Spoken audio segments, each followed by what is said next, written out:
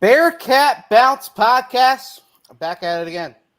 As always, it's a Monday. Yeah, it's a Monday after Easter Sunday. He has risen Monday. It's a Monday after Masters Monday, John Rahm Domination Monday. Final Monday before the spring game next Saturday. This upcoming Saturday, Monday. It's a Monday.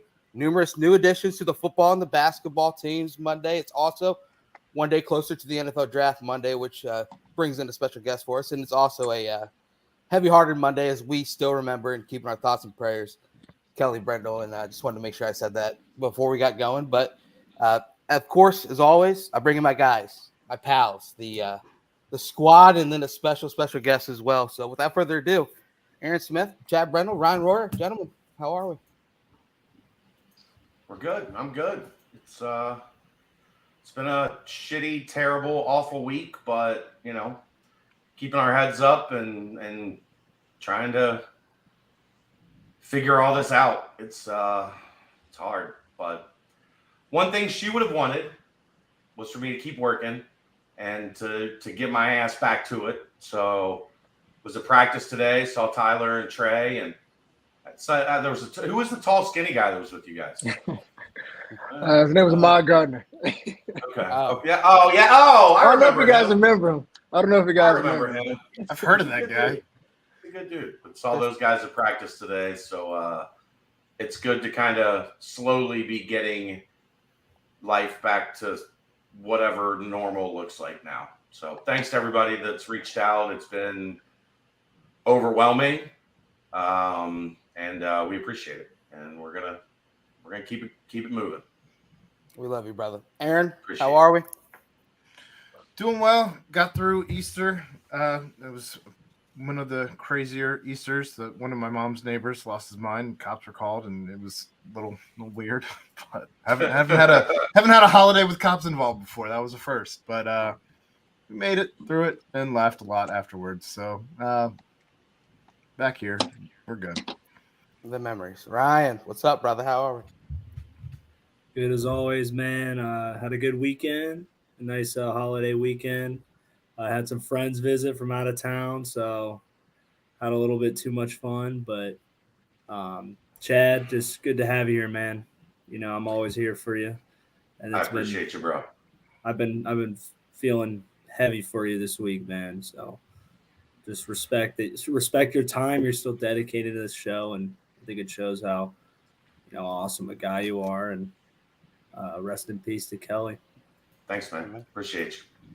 Amen. And as always, as you guys can see, we got a very special guest. As the NFL draft does get ever more close, and a name that's a buzz. Obviously, was a buzz at Nippert for plenty of games. Was a buzz in Cincinnati for a while as well. Was a buzz on the track circuit since 2000. Was a buzz all around. And without further ado, the man, the old head himself, Mr. Tyler Scott. How are we? I'm doing good, man. Doing good. Good to have you on. Well, yeah, first man, things I'm glad first. to be on. Go ahead. Glad to be on. Like I said, I'm always listening. Good. First things first. Gotta mention it. The track star stuff. It's something that everyone likes to bring up is your speed and everything. Yeah. But I want you to take us all the way back to what was it? The West Akron squad that was you and Trey Tucker. Just talk about what that was like, seeing two youngsters grow up, and now, I mean, you've been old head for a little while now, but Trey's starting to catch up there with you. Yeah. So I started running when I was about 5-6 years old.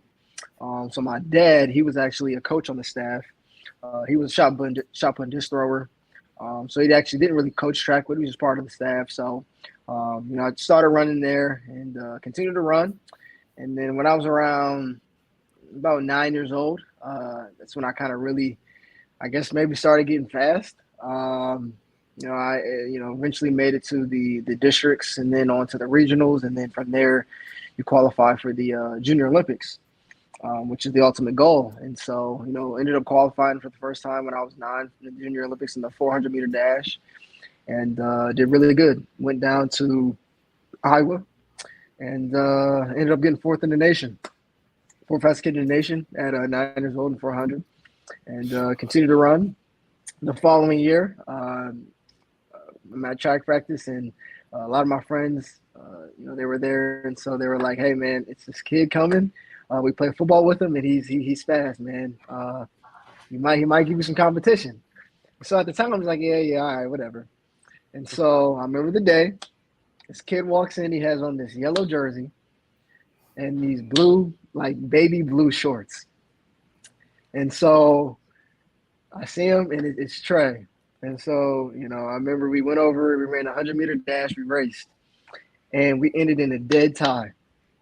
And so after the race, we looked at each other, and it was like, okay, this might be something we can work out. And so from there on, we just continued to compete with each other, continue to train with each other, and continue to run from, like I said, they're on from 9 all the way through when I was like 14 years old. Continue to compete, continue to race. That's our families got real close. Trey and our families got real close.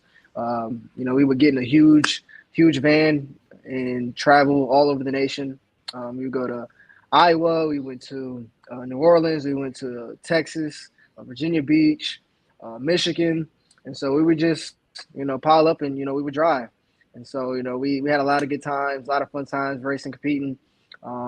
We had this our specialist coach, Mike Young. He was the head coach at St. Edward's High School, and he was kind of like our mentor growing up. And so he took Trey and I under his wing, and taught us how to jump. We were really good long jumpers. We won some medals doing that in the Olympics at long jump. He taught us how to triple jump at like age 12, and we were jumping like 40 plus feet, which was at the time like good enough to qualify in high school state meets at the age of 12. And so, continue to do it, continue to compete, and, travel all across the nation. And, it was a good time. And so that's where we, our brotherhood and bond started. Paris Campbell, he was also part of the track team as well. He was a little bit older than me. But I remember, it was him and Sean Crawford, who played for Notre Dame. They used to go back and forth with each other, and they used to use me as kind of like a little guide. I would start maybe about 30 meters ahead of them, and they would have to come catch me.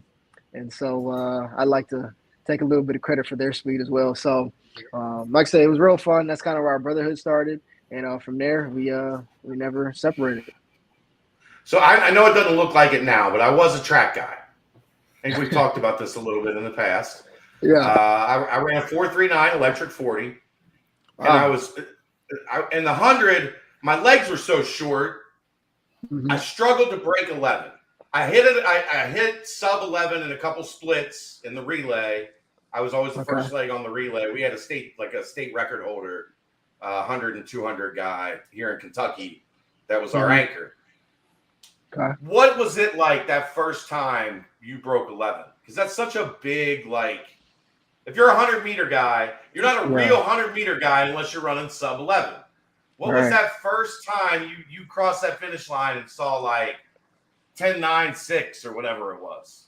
Yeah. I think I ran it. It was cold. It was in Ohio, it gets really cold, especially during track season. It's still not spring yet. And so at that point, or should I say summer? Yeah, so it's still not summer yet. And so at that point, I remember running, it was 36 degrees. And, I'm freezing, I'm shaking. Awful. Yeah, it's awful. It's awful. If you run track in Ohio, that first meet or two, it's terrible. You're basically running in snow. And so ended up running, sub 10. And for me, it was kind of wow, I just broke a barrier, which it's almost like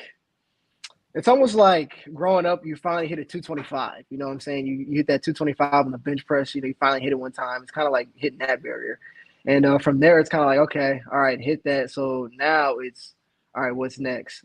Continuing to just continue to get lower. At that point, when I ran in the cold, I'm like, well, if I run this in the cold, then I know when it gets hot, I got to run something blazing. So, it's definitely a special moment when you finally break that 10.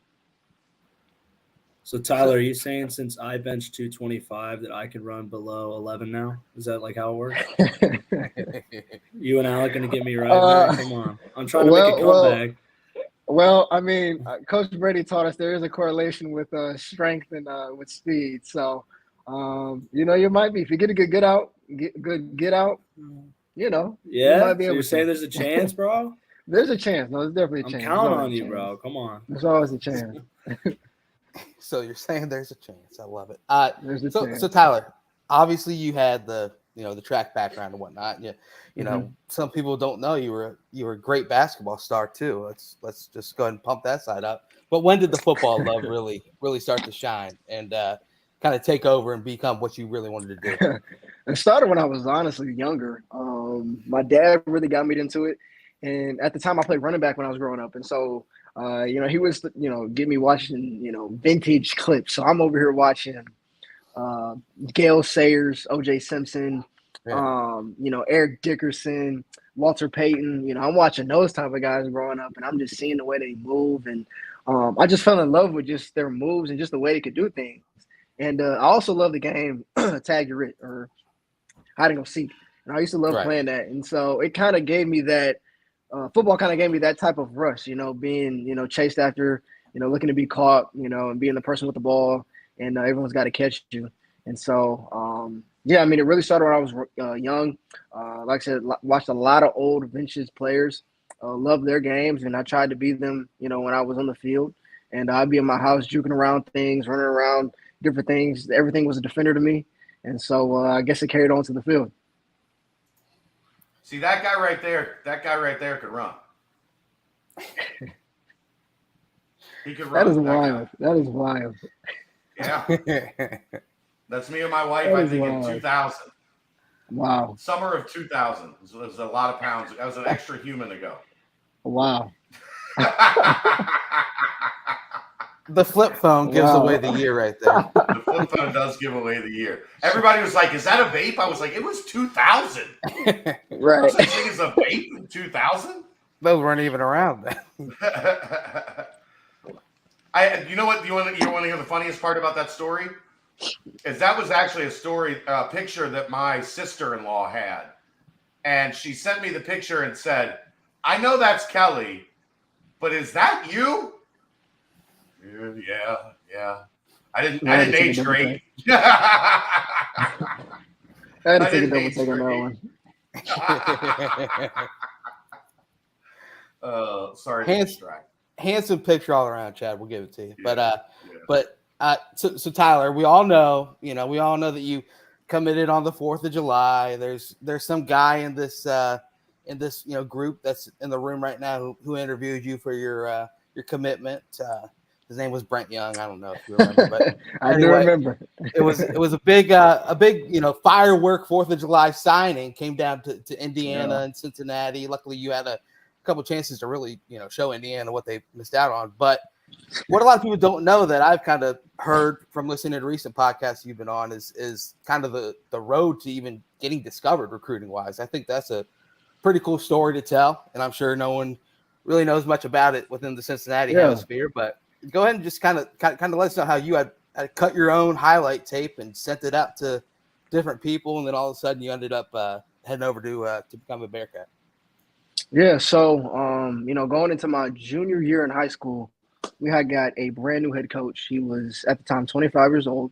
Very little experience. The team he had just came from had like 18 guys on their whole roster, and so he ended up getting the job at Norton. And I was kind of deciding whether to stay or whether to leave. Growing up, I had guys constantly telling me I needed to leave. I had a lot of people telling me like I wasn't gonna be as good. Even from the age 8, I was really good in youth football when I was at Norton, and I had middle schoolers telling me, "Well, watch when you get to middle school. You're not gonna be as good. We're gonna go undefeated in middle school." And then from there it was all right. Well, wait till you get to high school. You're not gonna be as good. It's gonna be a lot harder. And ended up having a really good high school career. And so, like I said, going to my junior year, new coaching staff. I was like, well, I don't know. Not sure if whether to stay, whether to leave, whether to trust these guys coming in. And so at the end of the day, I ended up staying. And so stayed. I loved it. We won a league title, first league title since like 1997 that we won. End of the year comes. I hear nothing from no one. I knew I had a great year. I didn't get a call. I didn't get a text. I didn't get an email. I didn't get anything from anybody. And so I remember about a month later, I go into my coach's office. I was like, hey, coach, I would love an opportunity to, play at the next level, but I haven't heard anything from anybody. I haven't got any calls, texts, or anything. And so at the time, he was pretty open and honest with me and said, well, listen, I kind of really don't know where to go. And he was like, I don't know who to call. He's like, I understand I got something good on my hands, but I just don't know what, basically just where to go and who to call. So, I took matters in my own hands. And so what I did was I created my own huddle highlight. And then from there, I created my own email. And from there, I was trying to figure out, exactly who to send it to, I was like, well, I don't want to send it to the head coach because the chances of him, seeing that is probably slim. And, probably some of the other, higher end coaches. So I did some research online on the college, websites and found that they had a player coach called the Player Personnel of High School Relations. And from there, I kind of figured like, okay, it looks like their job is to talk to high school athletes. And for me, I just wanted to get my foot in the door. And so I hit up about 15 to 20 Division I schools. And from there, I just said, hi, my name's Tyler Scott, current junior at Northern High School. Would love if you could check out my highlight film. Hope to hear back. Thanks. And then sent the, huddle highlight film, the link. And so, like I said, sent it to about 15 or 20 schools, and one school responded. And the one school was Rutgers. And so it was a guy named Omar Hales. He hits me back. He goes, my guy. And so he's going to shoot me a text. And so I hit him up, and I was like, what's going on, coach? He's like, hey, man, you got any offers yet? I was like, none. He was like, word? He was like, well, I'm about to change that. And so from there, I'm at the next day, I'm in my counselor's room and getting ready to send my transcripts over to Rutgers. And my high school coach walks into the room and he goes, hey, Tyler, not sure how they got my number, but Rutgers just called and said that they want to offer you and that they're going to be your first offer and that they want you on campus ASAP. And from there, that's how I got my first scholarship offer, and then, some other offers started rolling in. And then fast forward to, I always love to tell this part of the story.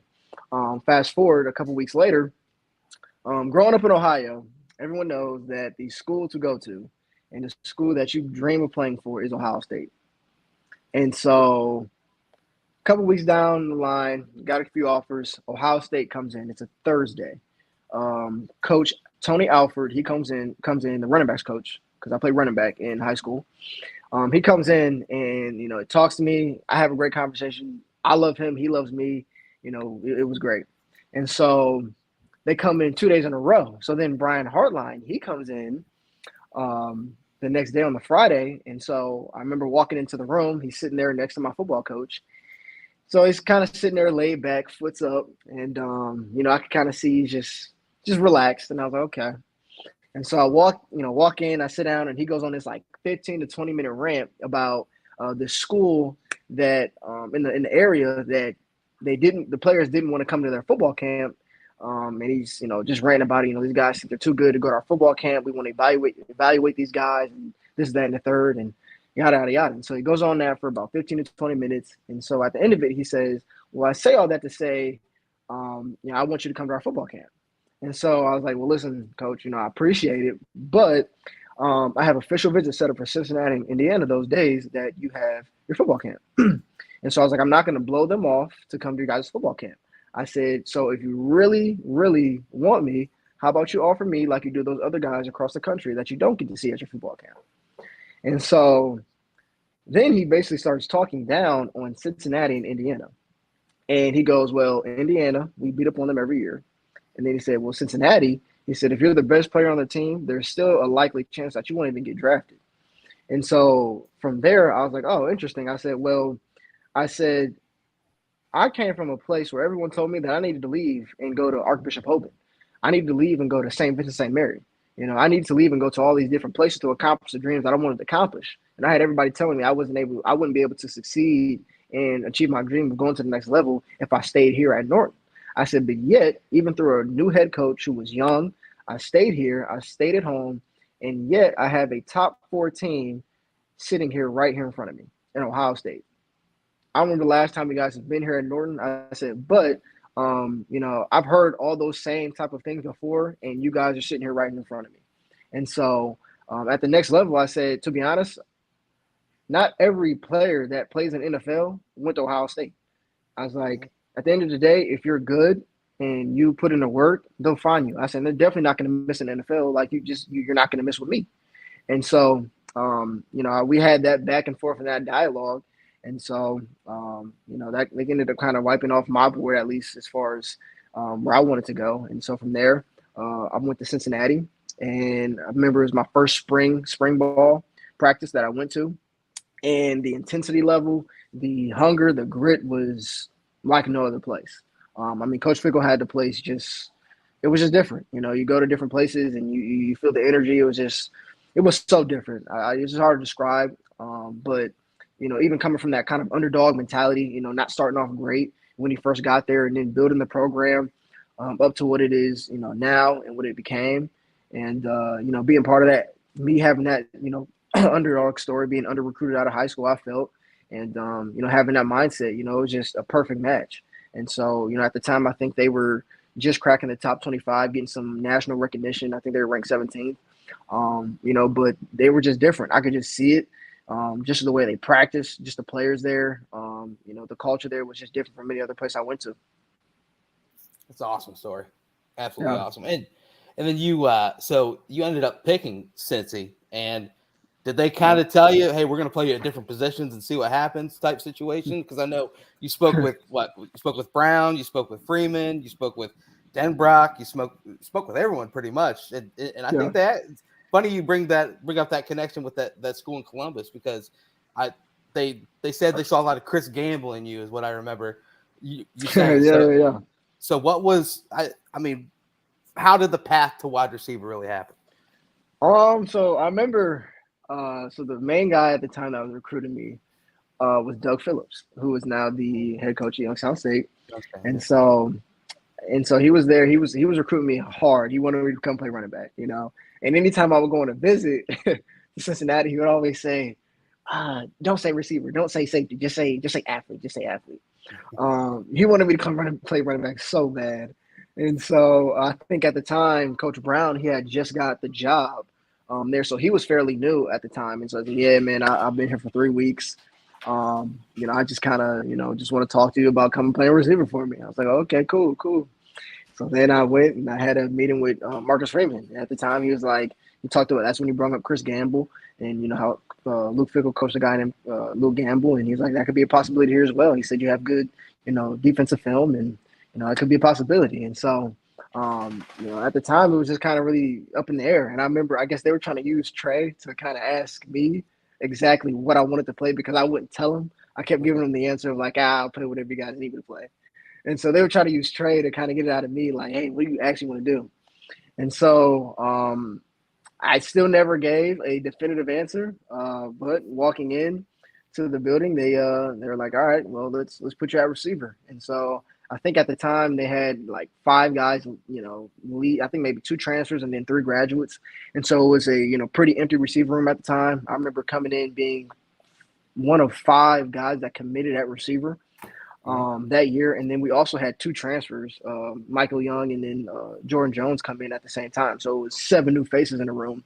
And so, they kind of just put me there. And I remember Fickle, all through kind of my tenure there, he kept trying to push me to play DB, I think corner. I think that's where he wanted me at. And he kept mentioning it. And I was just like, I kind of like it at receiver. And, I just kind of stayed out there.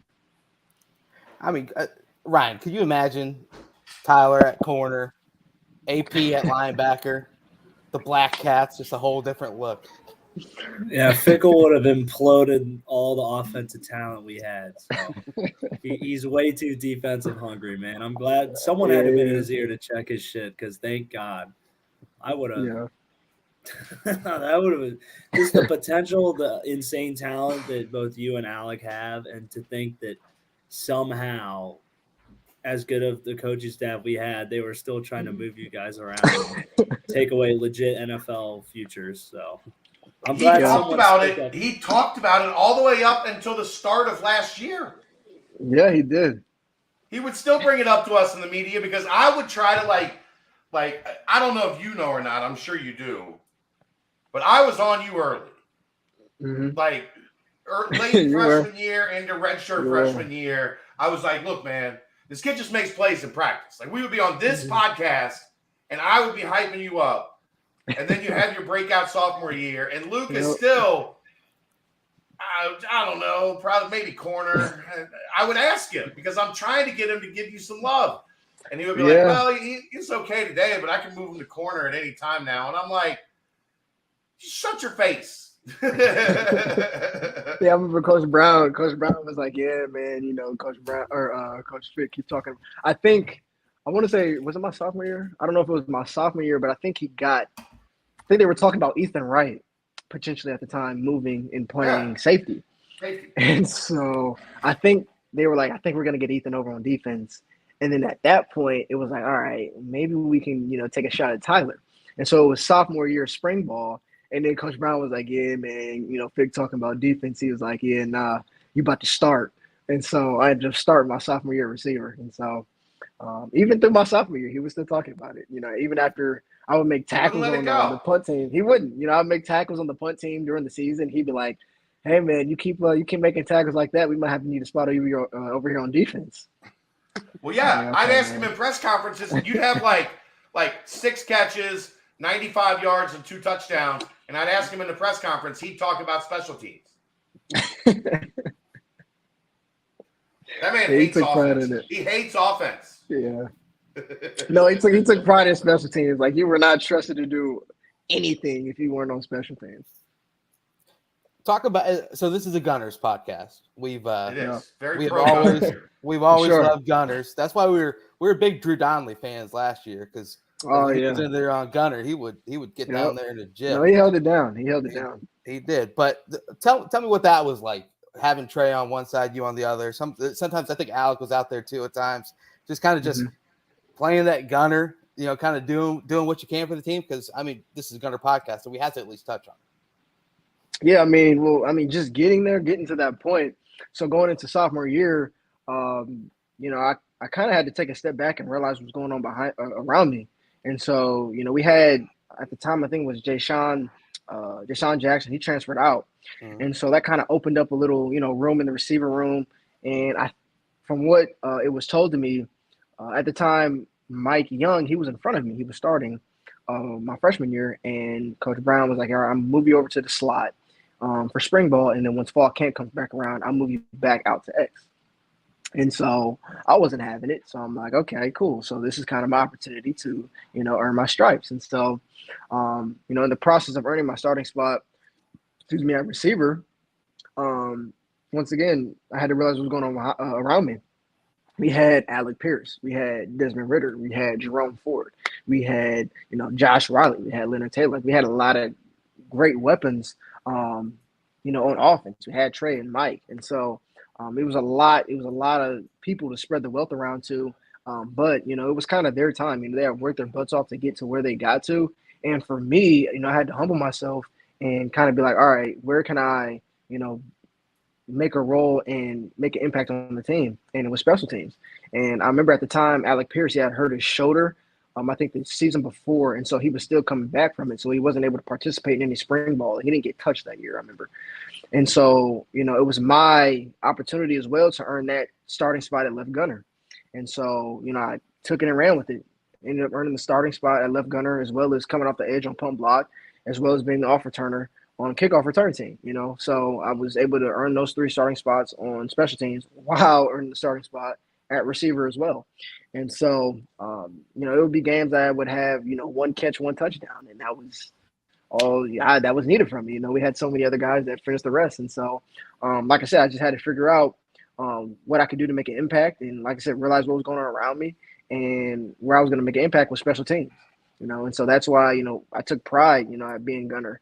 And, our goal was to have the number 1 punt team in the nation. And the 2 years that I started at gunner, they were the top 5 punt team in the nation each year as far as net yardage. And then, having Trey out there, it made it so much easier because, I had somebody I could trust out there knowing if I wasn't able to make it down, I knew he was going to make the play.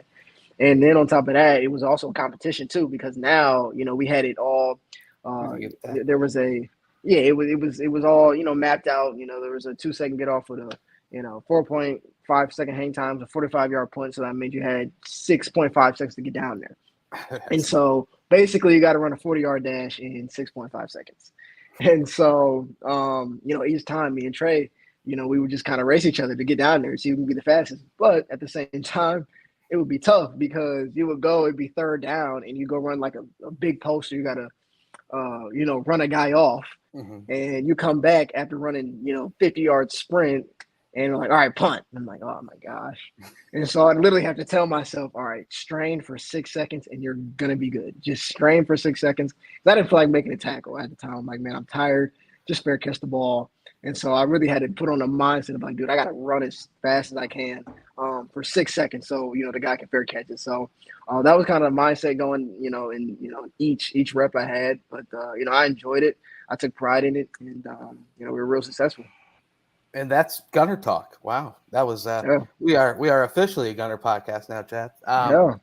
But talk about that one touchdown that you just mentioned at the Miami game. Obviously, your sophomore year, Ryan. I want to hear your input on that as well. Some people say that was the loudest Nippert's ever been, even rivaling the pick six by Sauce against UCF. So, I kind of talk about that one catch. 81 yards, touchdown to start off the best season of UC football history.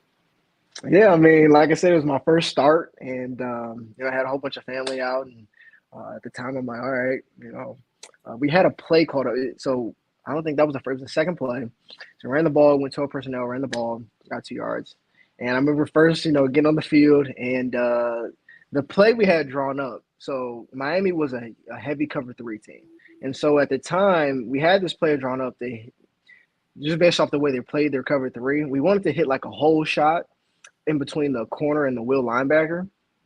And so we're expecting cover 3. But right before we went onto the field, Coach Gino told Dez, like, hey, if they go cover 2, alert that post. That post route could be wide open, which I had the post. And so, first start, line up on the line. My leg is out there. I'm shaking. My leg is shaking. So I'm hoping they don't, call a false start because it is a terrifying feeling sometimes. The first time out there, it's, it's nerve wracking. And so, leg is shaking, and I'm trying to, read the defense.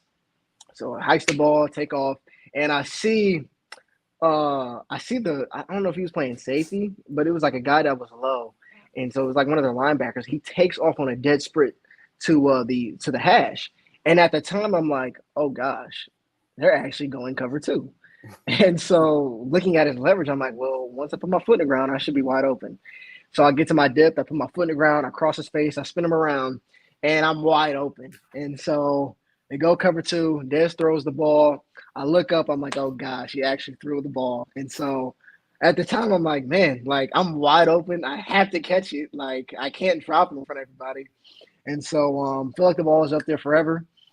Eventually came down, looked it in, and from there, it was a dead sprint to the end zone. And when I got to the end zone, it was very loud, but I didn't even know what to do. Like, it was my first touchdown in college, and I'm like, I don't know what to do. Like, do I go and jump in the student section? Do I do a celebration? Like, I just remember getting to the end zone and just yelling. Like, I just started yelling, and I was just like, let's go. And, it was a cool moment for me. And then I remember Dez running up to me. I think Michael Young was the first one to meet me, and then here comes, AP. They all hit me on the head and everything. And I remember Dez coming to me, and he goes, "Man, it's gonna be a long year, 2-1." And from there, it was a movie. Ryan, tell me your thoughts on that, because I mean the hype heading into the year was like next level, and to be able to put a stamp on it that quick and be like, all right, watch out, that had to be nuts. Yeah, it's funny. Tyler has mentioned his first start. It just that the nerves, because my critical ass position, KOR, we were out there and I was pretty amped up, doing my goddamn job the way you should. And I just remember how amped up the stadium felt just like before opening kickoff. Yeah. And so I just, I'm breathing heavy because, I don't do shit at practice. So I'm breathing heavy after one KOR rep. I'm on the sideline, kind of just looking around. Next thing I know, I just see the ball up in the air and just Tyler just running right under it, catching it. And that place just popped off, dude. It was, like you said, perfect way to start the season. And I mean, I wasn't surprised to see it was Tyler because he's just the playmaker that he is. So I was happy for him.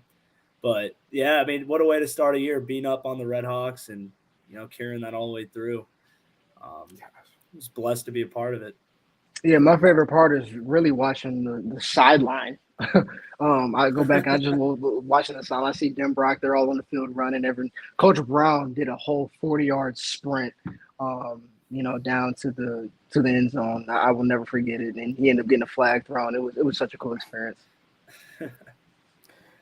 Tyler, talk about kind of playing it. You got to catch in the Peach Bowl.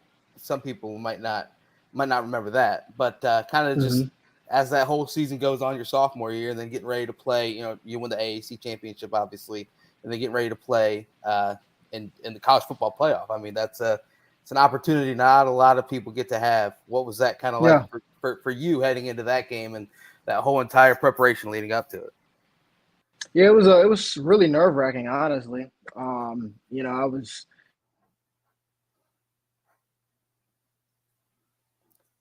Oh.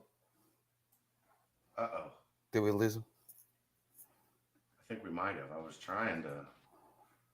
was going through the mailbag and whatnot. No, I was going through the old files. I've got a bunch of pictures of that touchdown. Oh yeah. And then and for all the people in chat asking about the candles and whatnot, I'm gonna let Chad had that old head talk. Yeah, I was the one that kind of got that out of him, that whole story. Yeah, so asking about the old head stuff. Need to hear about that. But here he is. There it is. Yeah, you're back. Okay, perfect. Where we at? Just the college football playoff and Yeah, so like I said, playing in the Peach Bowl, just kind of get my feet wet. It was a good experience. It was also heartbreaking at the same time. Losing on a walk-off field goal. We played so hard. 53-yarder. Oh my God. Yeah, Peach Bowl record that hurt. Even still to this day. We fought so hard. And then coming in next year with so much hunger to get back, to that stage, and being able to have a hand in it, meant a lot. And the crazy thing is even through the whole year, like I don't know if Ryan remembers, but like it was times where we would win, but like we were like upset. Like we were coming on the Sunday, and like Coach Fickle would sit here and be ranting, like, dude, like what is wrong with you guys? Like, why are you guys so upset? Like, yeah, what I'm saying? Hype, and the hype, we thought we had to blow teams out. We wanted the playoff. We thought we should be in there. So it was like every time we would play like shit versus kind of like a shittier team, it'd be like, well, we're screwing ourselves here. So you almost felt like you lost. Yeah, no, like I said, it was such a whole like roller coaster season. Each week, we felt like we should have beat a team. Like it was like we won, but we didn't beat them. And it felt like we had to like really beat them. To get the recognition, and we knew like we would be judged differently according to a lot of the different teams that would make the top four. And so, it was a whole roller coaster of emotions that year. A lot of media, attention, and Coach Fickle really tried to do a good job of just keeping us aligned, and just keeping our mind in the right place. And all he kept saying was just win. He said all you got to do is win. Just keep winning. He said it's a weird year in college football, and I promise you things will work out if we just continue to win. Then so everybody, we got to let you. I mean, I told you we go long here. Yeah, we're running up on the deadline here. So no, you're good. You're good. The people want to know after you're drafted, what will be your first candle purchase? First candle purchase after I'm drafted. Look, I'm waiting for him to get endorsed, much like Sauce did with B-Dubs. He's going to have like a Yankee Candle deal, have the whole Tyler Scott line coming out where it's all Bath these and Beyond fragrances for men. That's what I'm waiting for. Oh man, first candle purchase. First candle purchase. It's gotta be. I'm gonna go with my favorite one, which is Marshmallow Fireside from Bath and Body Works. Marshmallow Fireside from Bath and Body Works. Never goes wrong. Never goes wrong. Kelsey has that one in a hand soap. Oh, they got it in hand soap. I haven't found the hand soap. I used to ask for like ask for that product and flavor and scent in different products, but they only had it in candles. So I gotta get the hand soap. By the way, this is what I've been looking for. There you go. See it? Yeah, I see it. That's Yep. right when you make the catch and you're like, man, I gotta get to this end zone. Really, you can see Yeah, you're looking man, over 'cause the I don't- shoulder a little bit. Yeah, I didn't know where he was at, man. I'm like, is he right there? Is he close? Like, You didn't know how bad you cooked him. Look, man, he was far. yeah, no, he was. Oh Oh my gosh, that was such a surreal moment. Let's get to the draft process. Yeah. How has it been so far? What has it been like? Just take us through kind of going from a guy thinking about this, because I don't think this was a tough decision for you. You weren't 100% that this was going to happen, but then everything that went on. Like, take us through the decision to go into the draft, and now you're going through this process and like experiencing it firsthand. Yeah. So it really started kind of 3 to 4 games into my junior season. Coach Brown, he came to me and he was like, "Hey, I just need to pull you aside and have a talk with you for a second." So yeah, man, what's going on? And so he was like, "Hey, have you thought about going 3 and out at all?" And at the time, if I'm being honest, I said no. And I was like, I just kind of want to continue to play football, develop my craft, and just kind of see where, the cards lay. And so he was like, okay, cool. He said, well, I got a couple teams asking about you, and just kind of want to know where your mindset is as far as that at all, if you ever thought about it. But just kind of want to let you know, there's teams asking about you. So if you need to do what you need to do with that, just want to give you the information. I was like, okay, cool. So I just kind of want to focus on football, focus on my craft, continue to be a better receiver. I said, all right, cool. He said, well, we'll revisit this conversation at the end of the year. And so the next day I go into my counselor's office, and Miss Carey, she asked me the same thing. She was like, hey, Tyler, have you thought about going 3 and out? And I was like, no. I was like, why everybody keep asking me that?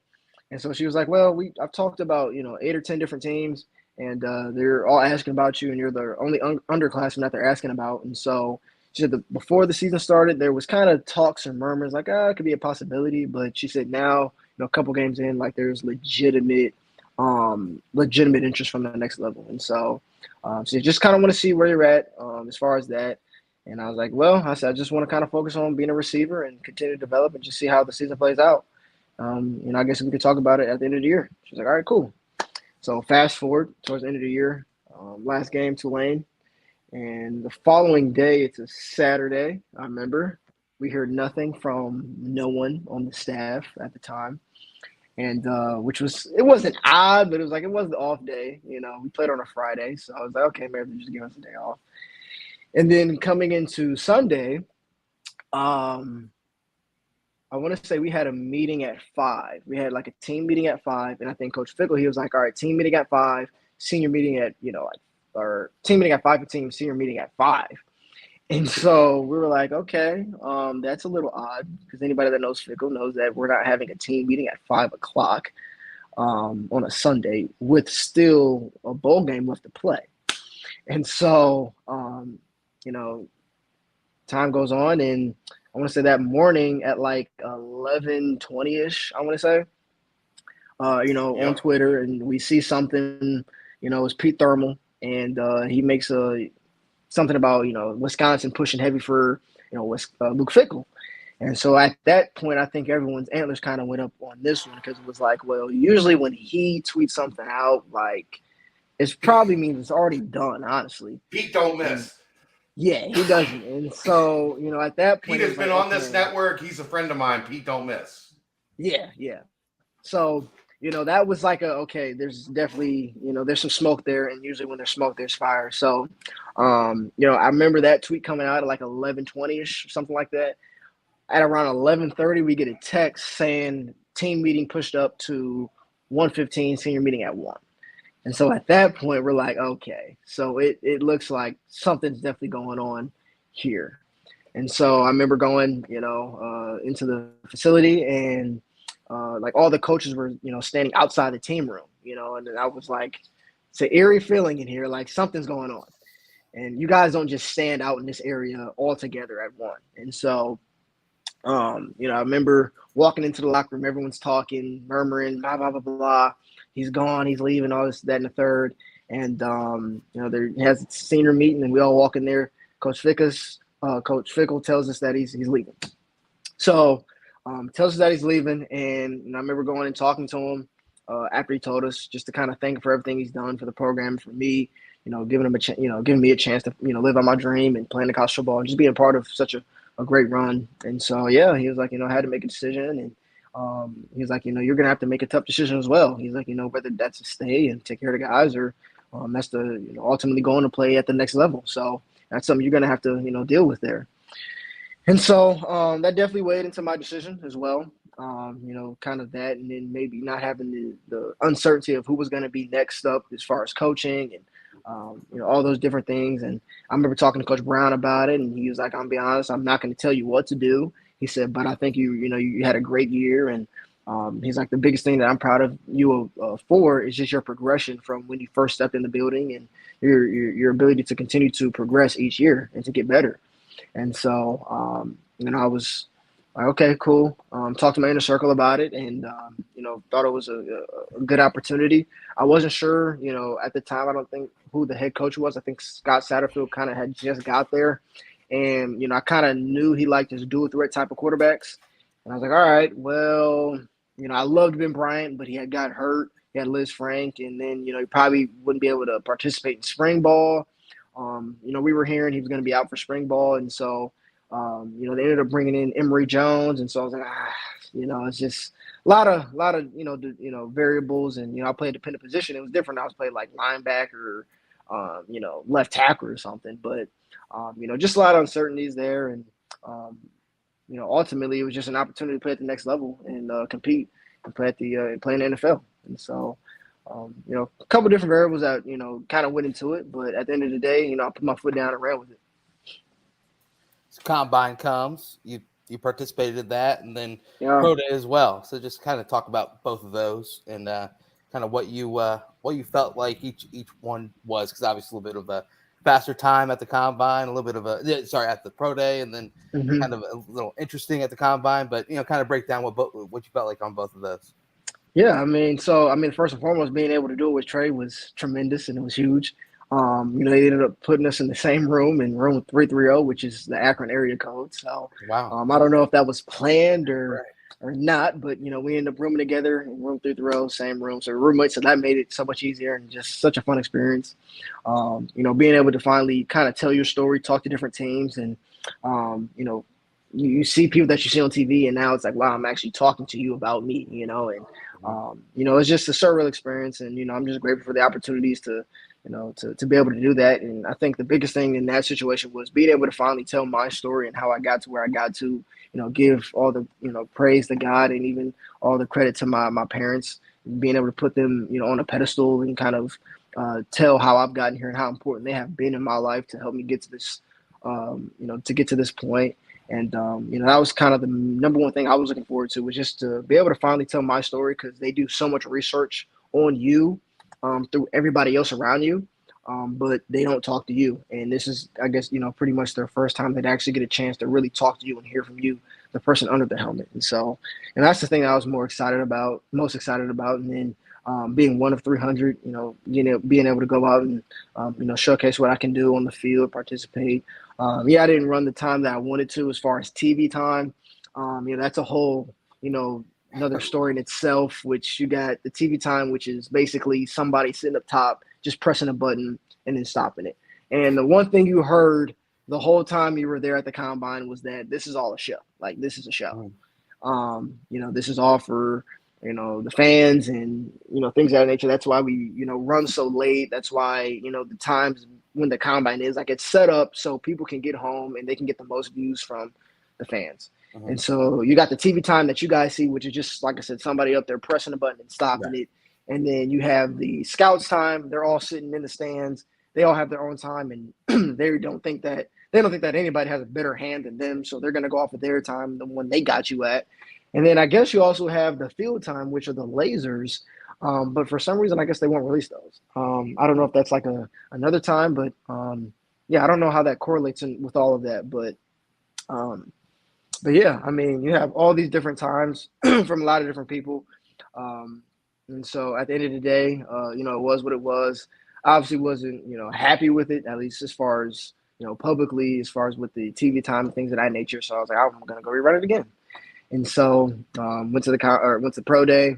Night before, went out to dinner with Coach Vrabel for the Tennessee Titans head coach, along with their offensive coordinator, Coach Kelly. He was there, and then I want to say they had their head scout.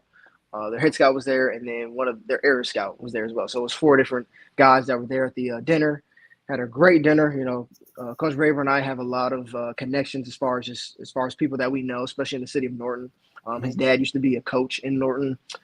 He knows some of the people that currently still work in Norton, and there's some connections there. And so he's originally actually from Akron. He went to Walsh High School. So, definitely have those type of connections. So it was a really good meeting. He actually mentioned, he was like, man, this might be the best recruit dinner we've ever had. Okay. It was so good. We were laughing. It was great. And so the following day, like I said, ended up going to pro day, and like I said, they were all there. I think Coach Vrabel, he was the only head coach there, if I'm not mistaken. Yeah, I'm going to say he was the only head coach there. And like I said, was able to run it again, ran a great time, ran what I wanted to run, what I needed to run. Everyone was impressed. All the teams were pleased with the time that I had. And so, you had different times. It was anywhere from between 3.2 and 3.7. I heard, kind of in that range. So, did what I needed to do. And then at the end of the day, being able to, go run routes and catch some passes from Ben Bryant again, that was also exciting and, something that I cherish as well, being able to, catch one last pass or a couple last passes from him. That was really good. The fact that he was able to come back and be back and be able to throw, even with his Liz Frank, and he was back earlier than expected, which was huge. And so I wouldn't want it to throw with anyone else but him. And so, it was just a great experience. I just want to correct you. Zach Taylor was also there as another head coach. Okay. Gotcha. Obvious reasons. Plus, being a Bengals fan, Yeah. I'm kind of hoping if you don't end up back here in Cincinnati, maybe you end up in the NFC, and that's totally fine by me. But yeah, I did have a official 30 with them the other day. Yeah, so I talked to him. Yeah. There are a couple quick questions in the mailbag for you specifically. We do a mailbag every week, and if you have just a couple quick moments here, the one question from UC Merck that I saw that you hadn't really answered. First off, how nervous were you when you were wide open getting the ball for a touchdown versus Tulsa, and who delivered the best ball while you were at UC? So how nervous was I versus Tulsa? Yeah. So, I remember that play. I remember I motioned over. And one thing that they started to do was they started basically wherever I was at, they started playing cover 2. So like whenever we would clap and kind of like look over to the sideline, they would just go cover 2 because they knew like a deep shot was coming. And so they had seen it, multiple weeks leading up. And so they're like, yeah, we're going to check out of this and just go cover 2, put a safety over top. And so I want to say I motioned over. And I guess anytime we did anything weird, that was kind of their safe look was cover 2. So I remember motioning over, and remember the guy, he ended up pressing me. And originally I had a comeback route. Originally. And at the time, the guy was pressing me, but I seen literally nobody over top. He kind of looked behind him and made like a signal. I think that was to kind of say like, okay, cover 2. I guess the safety didn't get it. And, I ended up taking off and running. And at the time, I was like, well, there's literally nobody here. So there's no reason for me to run a comeback route. Let me just put my hand up. And so, I remember Ben Bryant, he was like going through his progression, but I'm like in the back, like sitting there, like waving my hands like, dude, forget the progression, just throw it deep, And so, like I said, it was wide open. The ball, like I said, it was hanging up there. I'm like, well, those are one of those another ones where it's like, man, I'm so wide open. Like I had to catch this. And so I'm like, I'm trying not to be overly too focused on the ball, but just kind of let it be natural and just fall into my hands. And, it did. So, it was one of those things where it's like, you don't want to focus too much, but you just want to be natural with it. And then who delivered the best ball while you were at Cincinnati? Who delivered the best ball? Man, I'll put it this way. Des Ridder delivered the best deep ball, to me, at least. He delivered the best deep ball to me. Ben Bryant delivered the best intermediate game ball. Just short, quick game. He would get the ball out, fast, intermediate routes, those dig routes and curls and things of that nature. He was so good at that. And even those cover 2 hole shots, he was good at that as well. So if I had to pick, I would probably say Ben Bryant delivered the best ball while I was there. All right, and the last questions for you. People apparently love asking multiple questions in these, so it's up to you. However long you want to take answering these. But, Yeah. Did you mirror your game after anyone in particular? It's been noted that you had to learn receiver here coming out of high school. Did you have a favorite non-football memory at UC? And maybe a bit far off, but do you have any thoughts or plans on what you might like to do once your playing career is over? Okay, did I mirror my game after anyone in particular?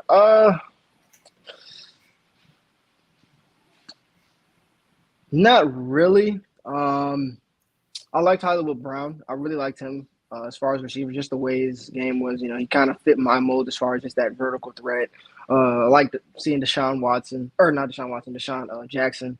I still remember that in that game where Michael Vick threw him that bomb versus the Redskins on Monday night, and he walks into the end zone.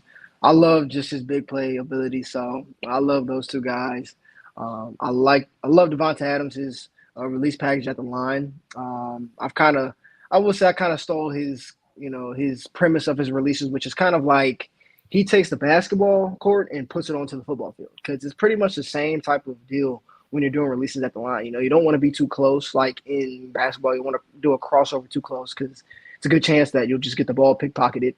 And same thing in football. You don't want to do your move too close, because then at that time they can just get hands on you and jam you up.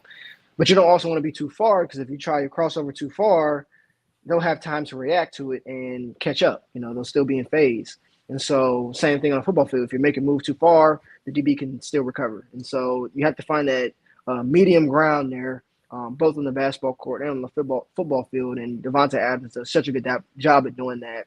And, I kind of love catering my release game kind of after him, because I'm not necessarily the quickest guy, but I would say I'm more of the smoother type when it comes to, releases and things of that nature. So those are kind of 3 guys that I love. I also love Terry McLaurin. He's, I think, a dog.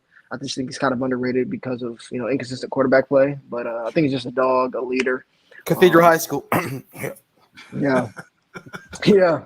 So, so that was who I mirror my game after. And then a favorite non-football memory at UC? Yeah, favorite non-football memory at UC. Favorite non-football memory is definitely meeting my girlfriend. It's cheesy, but that's definitely that one. There you go. There you go. Is she listening? She's listening. Oh yeah, she's listening. She's listening. I think she's listening. Scroll an hour in, press play. You're good. Yeah. 58 minutes and 13 seconds. And then maybe a bit far off, but do you have any thoughts or plans on what you might like to do once your playing career is over? Once my playing career is over, yes, I would actually love to start a sports complex. That's something me and Trey kind of want to do together as business partners, kind of start a sports complex facility where guys can come and work out, professional athletes can come and travel, and combine prep, things of that nature.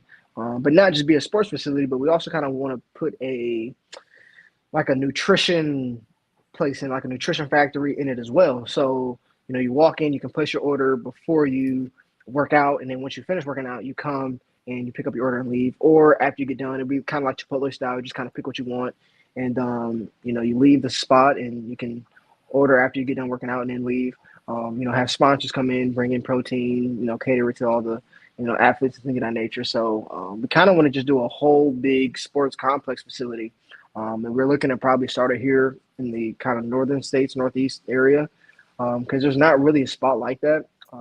Because a lot of guys, especially when they end up leaving and end up going to the next level, and a lot of professional athletes as well, they kind of want to go down south, which is understandable. They want to go down south where there's sun and beaches and the water and all those type of things. And during those times, especially during combine training, there's snow on the ground here in Ohio. So just building kind of like a big indoor sports facilities complex where guys could, come and want to train and work out, and, kids and things of that nature, be open to all types of people. So definitely looking to go down that road. Here you go. My daughter brought me this. She wanted me to show you. Oh, yes. Marshmallow. Wow. Yeah. Yeah, I have to get that for sure. There you go. Yeah. Marshmallow Fireside. It's my new Yep, trusty Marshmallow assistant. Fireside. She's got the props. Yeah. It's my new trusty assistant. Looking out for me. It's big time. Hey, Great product. Gentle foaming hand soap right here. Yep. Great product. Marshmallow Fireside. Tyler, That smells very good. It does. I can't believe we haven't asked this yet, and I know we got to let you go soon. We got to let him go, guys. Come on. I got it. Sorry, but I got it here. First half Indiana, man. Your breakout counts. I mean, that's a historic performance. We got to at least touch on that. Yeah, first half Indiana. So going into that game, it was a lot of film study. They were a heavy quarters team, heavy cover 4 team. And so that meeting, for the people that don't know, that basically their safeties love to play flat-footed. They don't get out and get deep. They basically love to bite on anything in the run game. So that's going to leave a lot of space in the back end. So, so kind of our first game plan, our game plan going in was we wanted I think the first touchdown call was a post. That was in the openers. We knew we were going to call that play. That was a for sure play we were going to call. So I remember motioning down and, looking at the coverage that they're in. I was like, this is going to be perfect. And I remember Brian and I had a conversation before the game started at the hotel. He's like, hey, man, if they go quarters coverage and the safeties are, flat-footed and downhill, you're going to have one-on-one basically with the cornerback, and he's going to be playing outside leverage. And the middle of the field is going to be wide open. He said, so basically keep your post thin, but he said, I'm probably going to throw it to the middle of the field so we can just run under it and catch it. And so I'll go in motion at the snap. He's playing exactly how we wanted him to and how we thought it would play out. He's playing outside leverage. And I knew this guy was real antsy on film. Like, he kind of bit on everything. And so I knew when I got to the top, if I just gave him a little 1-2 at the top, just thinking I was making him think I was going out, he was going to bite on it. He did, spun him around, and then did exactly what he said. He just threw it towards the middle of the field, and I ran up under it and caught it. So that kind of started that. And then going on to the next touchdown, which was another post route. It was 3rd down and 1. I remember the play we called, it was called Zebra. And this play we had in for actually a couple weeks, but we were waiting for the right time to call it because it was a play that we wanted to call when it was 3rd down and 1. We were kind of in that tank area where it was too close to punt, but too far to kick a field goal. And so we wanted to call this play up, do a heavy play action, go 13 personnel. So put a whole bunch of tight ends on the field, heavy play action. And so it's exactly what we got. They played quarters, basically kind of coverage again. The safeties were really low. I mean, almost basically linebacker depth. And then the cornerback was also really low as well. And so I knew I could run right past him. But I knew he was just, when I got to the top, he was just going to try to collision me. And so we went play action. I tried to give like a little signal like I was going down and block before the play started. So I tried to point it like the guy was getting. And so ball snaps, I take off, and he's sitting flat-footed, the cornerback sitting flat-footed. And at the time, I'm like, well, I'm already on his toes, and all he can do is get his hands on me. So I just got his hands off at the top, stuck it, took it high, and been through probably the best ball he's ever thrown, ever, and put it right in the breadbasket. And it felt like, it was basically a one-handed catch, and it fell right into my one arm because the guy had like jumped over my back and had my one arm grabbed. And so Ben basically threw it perfectly, into my arm. And so that was the second touchdown. And then going on to the third one, which was a comeback, I remember we were going tempo. And so we were going hurry up offense, just trying to catch them off guard. And at that point, they had subbed in like 3 different cornerbacks at the time, I remember.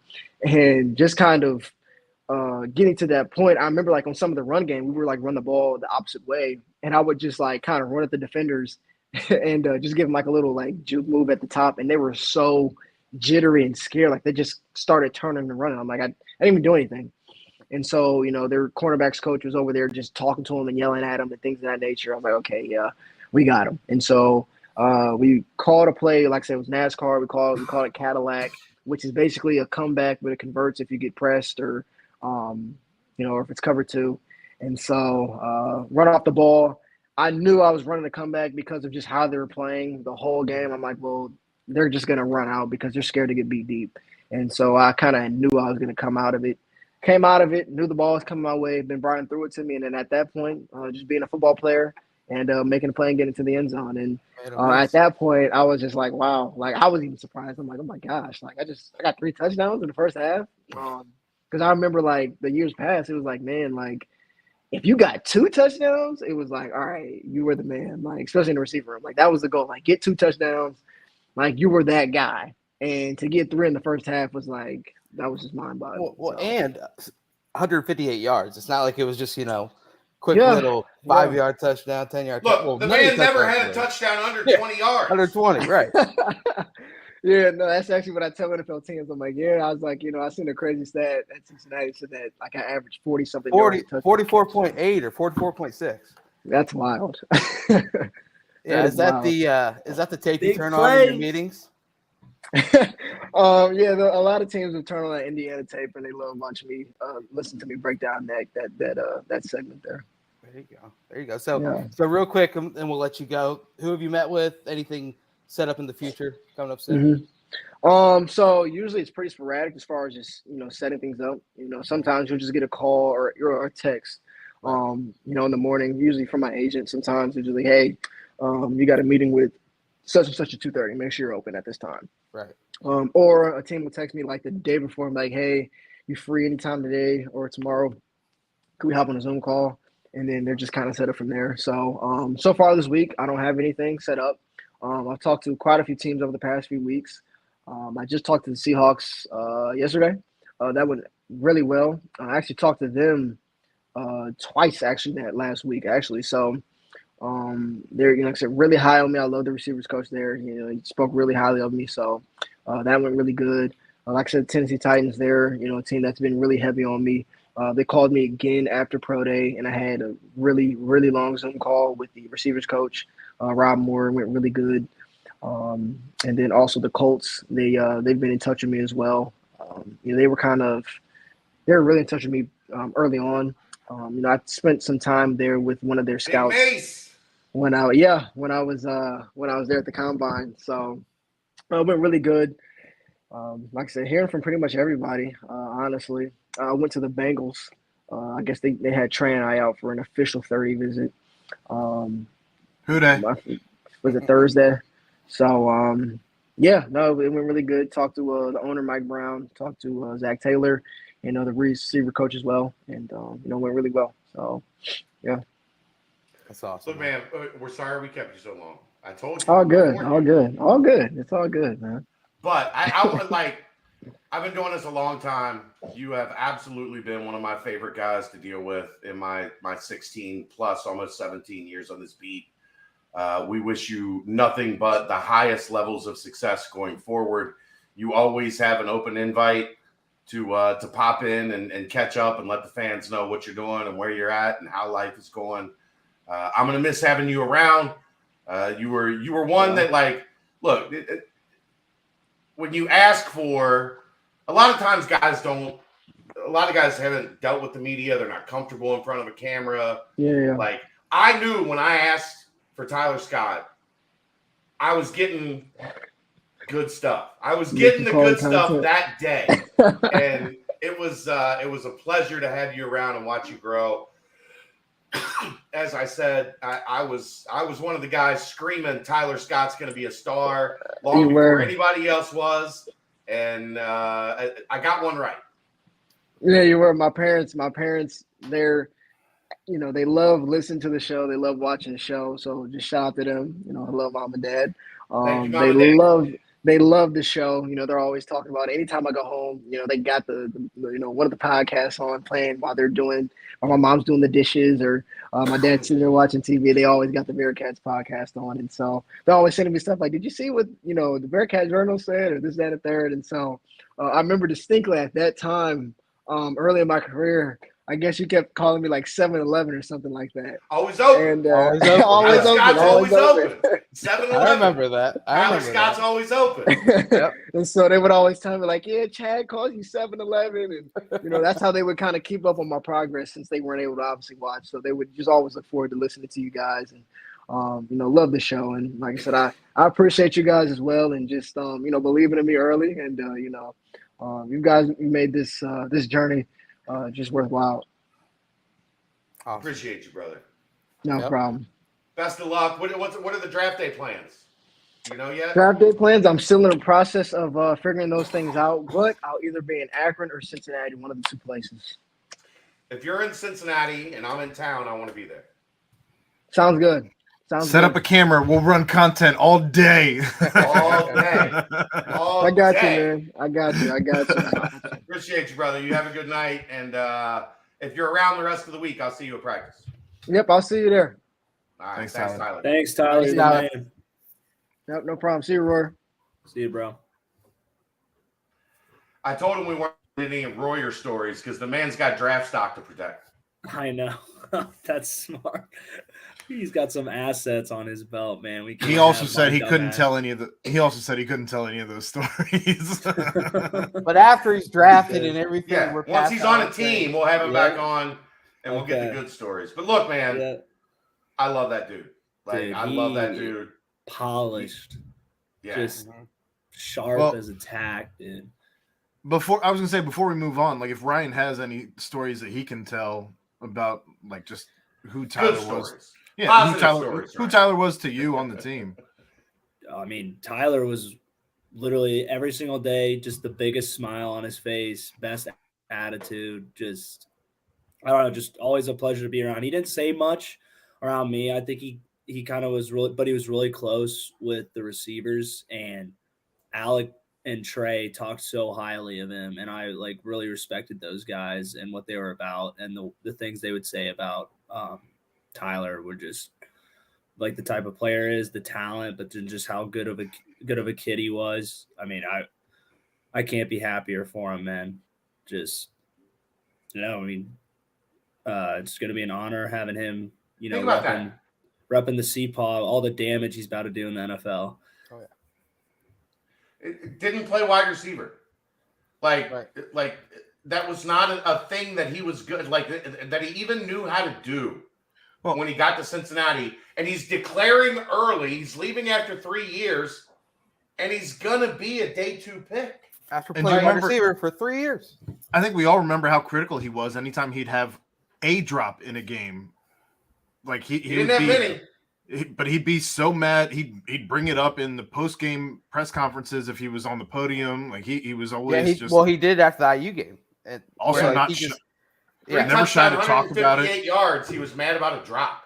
Yeah, but I remember his high school days when Chad had me doing the ever famous recruit roundup. I would text him and he would say, hey, I had this many carries for 100 and blah blah blah yards and 3 touchdowns, and then I had an interception and a kickoff return touchdown as well. It was never a reception or receiving touchdown. So No. the fact that he's able to put it together this quickly and kind of be ready. I mean, he's rising up boards left and right. All the Dane Brugler over at the Athletic loves him, and He was the first one to have him as a second rounder, right? Right, yeah, Right. yeah. And if you look up his name on Twitter or whatnot, it's just all things are soaring up. And it's interesting. He says Vrabel said it was the best dinner that he's had with the prospect because I mean we just had Tyler on. I have like 10 other questions I wanted to get to, obviously, and I'm sure everyone else wanted to, but that was just so polished. He just knows how to really go in depth and really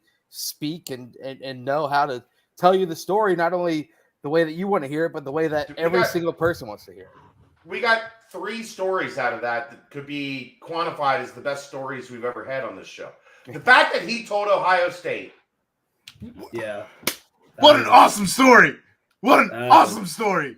I was like, Look. yeah, you tell those, what. Arrogant assholes. You tell them, look, if you want me to not go to these commitments I have, offer me. And if you don't offer me, I'm going to the places that have. He said, "Look, bro, you're already here. Right. I'm doing something right. You're already here. Offer me now or get out of here. That's the Ohio State. It's the we're better than everyone else mindset. Why wouldn't you do exactly what we say? So, Aaron, clip that at some point in time over the next couple of days and put that on social media. So good.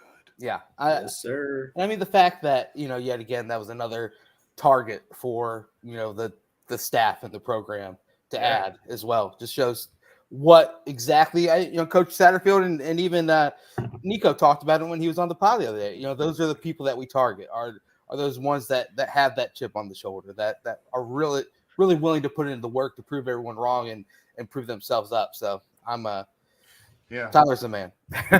super crazy. Super so crazy. good. Nico and Ohio State didn't work out in that way, right? Yeah, but he's No comment. Tyler's great too. That was awesome. Really, really awesome. And he's been able to take in practice, which means that he's gonna obviously be around a lot. Like Sauce has been willing to be around the program and want to be, a Bearcat forever and whatnot. So it's he also continued the streak of underclassmen entering the draft a year early, which is not a lot of programs in the country have that much success heading into the draft and having the ability to get drafted and perform at the next level. So it'd be pretty doggone exciting to see where he goes. One of our best. That was one of again, and I knew that the minute that I scheduled him, and Brent, you knew it from talking to him. Royer was his teammate. Aaron's been like that. That dude is just, he's gold. He's incredible, and he's going to be an asset to the Bearcats for a long time. Because look, if you tell me 10 years from now we're still talking about Tyler Scott in the NFL, I would be like, yeah, that makes sense. I mean, he's a prototypical NFL wide receiver right now. Just super fast, catches 5'11", super fast, runs great routes, catches everything. Complete, consummate professional. Like, he's young. And he's young. He mentioned Terry McLaurin, and I think he looks every bit like Terry McLaurin. Yeah, I could see that. And so, and I think Tyler's. It'll be exciting to see. Hopefully, his name get called early and continue to see the streak of Bearcats in the NFL. But yeah, Beer Sports Show. Yeah, he did 4 threes. Yeah, at the pro day. His highest while he was at UC was a 4.29. Yeah, and which is pretty doggone fast. But Royer can run under 11 in the 100, I think. So that's big time. No, he can't. Maybe the 60. I think he can break 11 in the 60. God, I hope so. Please, if I don't do that, you'd have to go back and just remove my name from all Bearcat rosters. That's great. All right, let's stamp it. Yep. Quick Paper Supply, your local and family-owned restaurant supply company for all your non-food products. Quick Paper services over 150 restaurants with weekly low minimum next-day deliveries, providing a wide range of food service products from to-go containers, cups, custom printed products, eco-friendly, and much more. They also have cleaning and restroom supplies for all your janitorial needs. Call Nick, 513-470-2029. Reference Bearcats for 20% off your first month of purchases. There you go. Obviously, we'll have more draft coverage leading up to it. I think it's 2 weeks away, right? The 27th is round 1. And then all the days that follow. Yeah. Essentially 3 weeks, yeah. Yeah.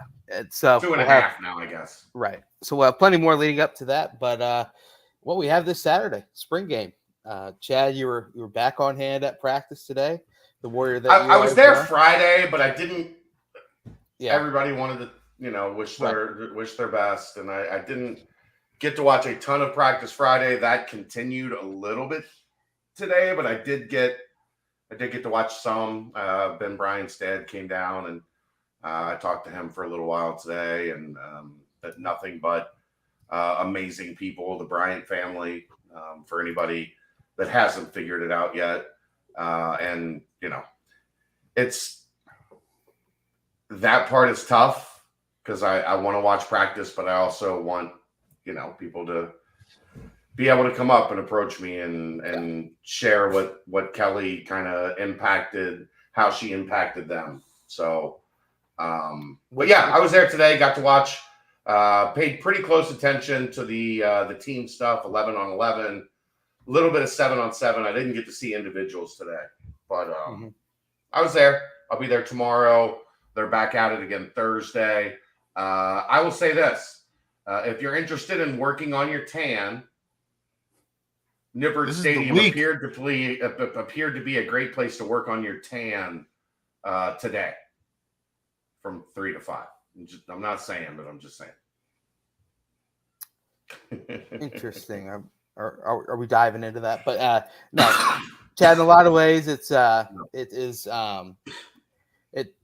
more important to focus on the things that you mentioned before that. But from what you did see today, from what you did see though, is spring game you think going to be kind of a good display of the quarterback battle or a display of the offensive line versus like what's the biggest matchup I guess you are anticipating to hear about from the spring game? The biggest matchup every day when he's healthy and been on the field is D. Wiggins and Jordan Taylor. Yeah. That has been, there was one today that Emory Jones threw a really good ball down the sideline. D. Wiggins high pointed it. Jordan Taylor was there in coverage. Kerry Combs deemed it incomplete. Justin and Williams and I thought if that went to the video, if it went to video review, we thought D. Wiggins got his foot down. I've had a couple defensive players after practice tell me, look, man, D. Wiggins is legit. If he can stay healthy, he's an NFL wide receiver. Like, I'm not saying he's a day one draft pick, but I've seen what NFL receivers look like. If D. Wiggins can stay healthy, he's an NFL receiver, and Jordan Taylor's kind of right there with him. The offensive line has done a really good job in the run game. You've seen a lot of big runs from both Miles Montgomery and Corey Kiner. They seem to be two that have kind of separated themselves, although Ryan Montgomery and Ethan Wright have also, had their share of good-looking runs. But, I mean, the story is probably going to be the defense. Let's face it, the defense has a lot of really good players. Beast. And the offense is still, you're thin at tight end. They had another injury at tight end that probably is going to cost somebody that transferred in the season. And, they did throw to Shema Mateer and Peyton Singletary a lot more today than I had seen in the practices I had been. They both made a couple nice plays. I think Shimon had a touchdown catch. Singletary had a long gain. But offensively, they're going to probably rely on the ground game. And it's going to be, and especially I think when you get Luke Kandra back and involved in that first string rotation, they've done a good job setting up the run game so far. The thing you worry about, Brent, obviously, is they can't throw. Right. Teams are just going to stack the box and try to take the run game away. Yeah. Which I'm excited to see because I haven't been able to make it to a practice because there's no Saturday practices. So this is the first one. And the weather, man. They picked a rough spring to have the bubble torn down because I feel like there's been a lot of adverse weather taking away some practice, or at least putting a damper on them. But Ryan, what's this week like leading into the spring game? Is it do from your time playing? Is it kind of prepping for the game, or was there not much really put into it? It was like, okay, we practiced, now let's go show what it's like 11s on 11s for more than just a handful of plays, or kind of what is that week like heading into that game? It's kind of like a gear down right from the beginning of the week toward the end. Obviously, the practice before, it's more of kind of like a tune-up, get ready to go.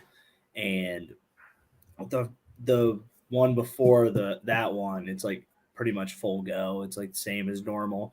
But it's kind of just getting your mind right, like making sure everyone knows what we're doing, kind of setting the scheme, and just getting the guys like known that they want to go put out there and like, hey, this is a big game for you. This is a big day for you to go make some plays. Like, they're letting you know all week long. So it's a fun week because it's a little bit geared down so you can relax and kind of heal up. But then at the same time, you're laying it all on the line or that spring game, especially if you're not like a go-to starter, like a solidified one who's been there. I mean, you're going to go. Gotta go. What's the storyline, I guess you can say, that you're most looking forward to after just taking in talks about, spring practice up to now and different things about the team that you've heard from, whether your buddies are still on the squad or just, through Chad or coverage at all?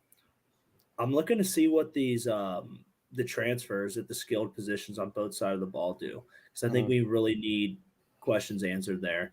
I'm excited to see how Jaheim Thomas does, depending on how many reps he gets. I'm excited to see about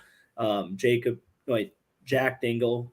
Jacob broke his neck in practice, but he's okay. He's okay. He's got a neck brace on, and knowing Dingle, that's a funny sight. But and he's my friend, so don't think I'm an asshole, but he's okay. I'm excited to see the holding, man. I've heard a lot about the holding lately and how good it's been. So I'm excited to see how Bryce does back there, holding balls like he does so well. That group has been really, really solid. Like I've been impressed. I know you're facetious a little bit, but the Pfeiffer to Burton exchange has been pretty good. I'm not gonna lie. And we got to butter Bryce up. He's gonna work here soon. Oh yeah, get him going. We got to get him on here. He's so good, man. Talk about a guy who can talk. You want him to shut up because he just doesn't stop freaking talking all the time. But he's the I best. hate people like that. They're the worst. Yeah, that's what I'm excited about. Jaheim is out. Jaheim's out for the spring. He should be back early summer. Oh, really? What happened? Had a little bit of a back issue. Nothing major, it's not anything that's going to be threatening to a season. But when your back gets a little dinged up, you got to probably best to just kind of rest and shut it down for a little while. Yeah, I'm excited to see what happens at quarterback too. I don't know how much they're going to let Ben go, but do you know, Chad? I haven't talked to him. How much they're going to let Ben go? I mean, it seems like pretty much ready. Like, okay, he's been full going team. So I don't think I don't get the sense it's gonna be like a game scrimmage. I think it's gonna be more like a practice scrimmage. Yeah. Was that a crazy recovery time? Or was that kind of yes, batshit crazy. Yeah, because I feel like it was just wow. Because Look out. Yeah, I know is coming.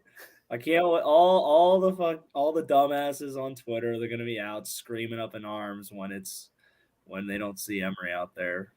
So don't say I didn't tell you so. I know, Chad, you've been dying on the hill at Emory. So are you gonna be ready? I'm not dying on the hill of Emory. I mean, look, man, there was no bigger Ben Bryant supporter on the planet than me. I know. When you dip into the NIL pool and you go get somebody, it changes the decision. That's all. I'm not saying Ben's not the better quarterback. No, that's not you. You've misinterpreted slightly, or you just like busting my balls. One of the two. Both are fine.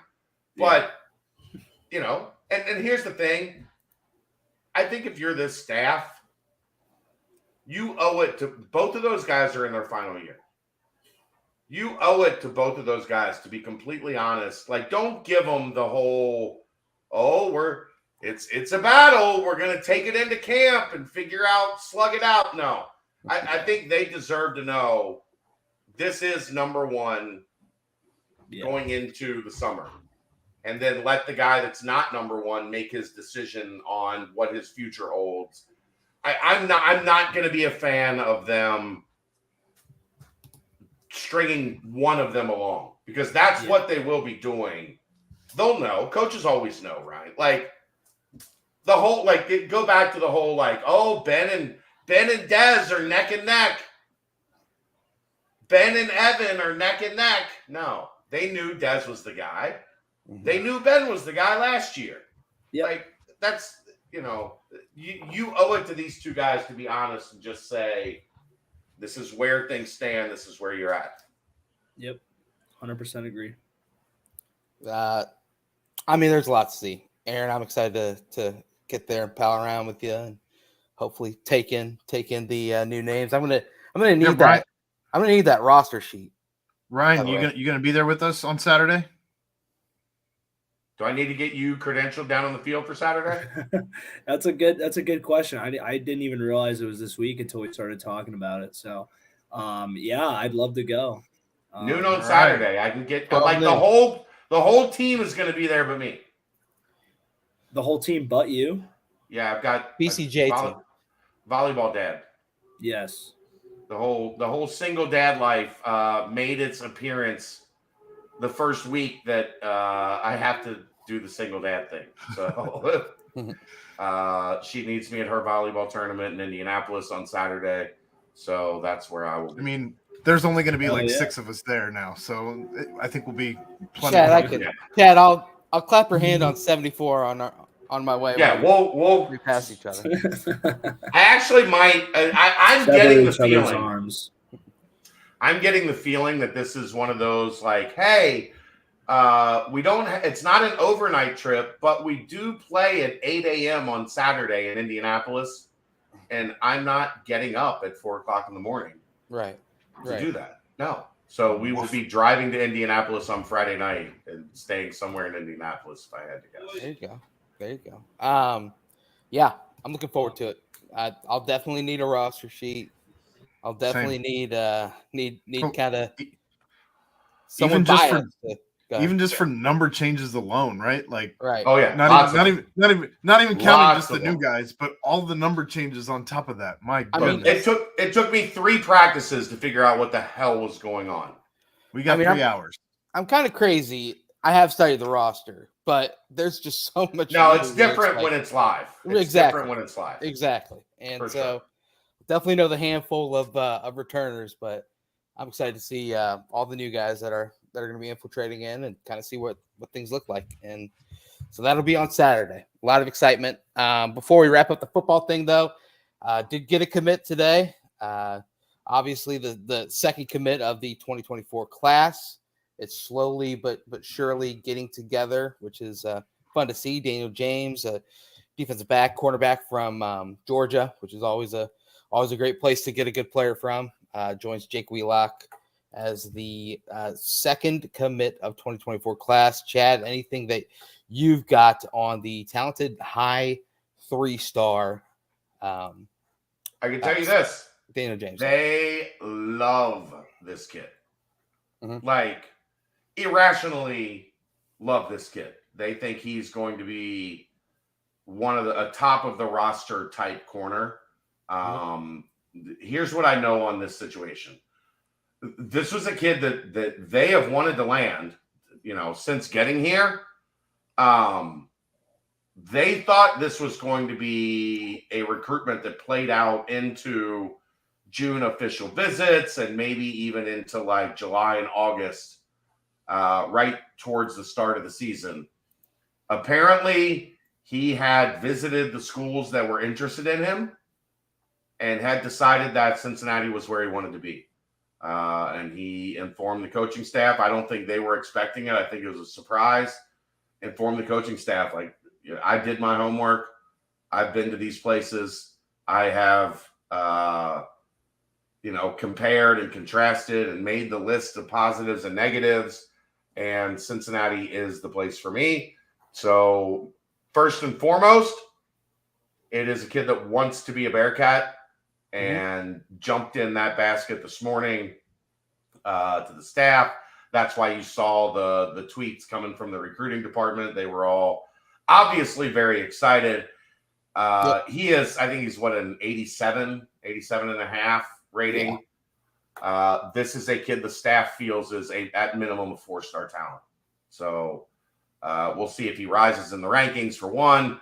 For two, just know it's going out and getting a top of the board, like top of your board guy. Yeah. Early in a recruiting class, and that's critical. So kudos to them. They got that one done. They had him in town on Friday for an unofficial visit. He set up his official visit. He went home over the weekend and decided Cincinnati was the call, and he jumped in and made that decision today. Yeah, 87 on 247 rating, and then the composite has him 87.5. So it's a big time player, and Georgia's a hotbed state as well for recruiting, and getting a stamp in Georgia like that as well with the new staff is I think they recruited Georgia well at Louisville as well. So will be awesome to see continue to pipe and continue to build, man. So a lot of excitement there, and I'm sure they'll have some more visitors on campus this week, and I believe they're out on Saturday as well. So that was a big visit time last year at the spring game. So should be a lot of excitement. Oh, they'll have a bunch of guys in on Saturday. Yep. You can count on that. Oh yeah. Well, we'll go ahead and timestamp this. Not sure where Aaron went, but anything else on football before we dive into basketball recruiting? Got a little bit to catch up on there before hopping into the mailbag. Aaron, anything else on football? Nope. All right, that is a timestamp brought to you by Quick Paper Supply, your local and family-owned restaurant supply company. For all your non-food products, they provide mostly disposable restaurant supplies, products like to-go containers, cups, pizza boxes, to-go bags, can liners, napkins, etc. They've been open since 2009. They're one of the largest minority-owned companies in the city. They also have cleaning and restroom supplies for all your janitorial needs. Call Nick at 513-470-2029. Reference Bearcats for 20% off your first month of purchases. Here we go. Quick transition now into basketball. The offseason is upon us, and I tell you what, a lot has happened since we last spoke. First off, it was Jeremiah Davenport, the first Bearcat heading into the transfer portal so far. I mean, whatever, who knows what the future holds, but JD, 4 strong years as a Bearcat, 1,000-point scorer, and obviously gave his all that he could to his hometown team. So shout outs to JD. And then, of course, Landers Nolly made it official that he is keeping his name in the draft. So another domino to fall, if you will. I found it kind of interesting that Landers' name wasn't listed on the Portsmouth Invitational rosters today. That was one of the things he said, like that he was going to be part of the Portsmouth Invitational. So right. I don't know if something changed. I don't know. It's so hard to tell with guys when they hire non-certified agents, the advice that they're getting. Yeah. I'm not here to shit on anybody, but look, if you can go to Portsmouth in his situation, you go to Portsmouth. That's just what you do. Yeah. Which he accepted an invite to. So I don't know. I thought it was interesting. I don't know if that means that someone, gave him a guarantee or I don't know, but who knows? So that'll be something to track as well, but also a cool thing to mention that, after a great season with Bearcats, Landers really improved his draft stock, and now he's going out there and pursuing a professional career, which is a monster next step that a lot of people in the transfer portal and high school players alike want to go for. So good to know that you can do that in one season in Cincinnati. So that's exciting.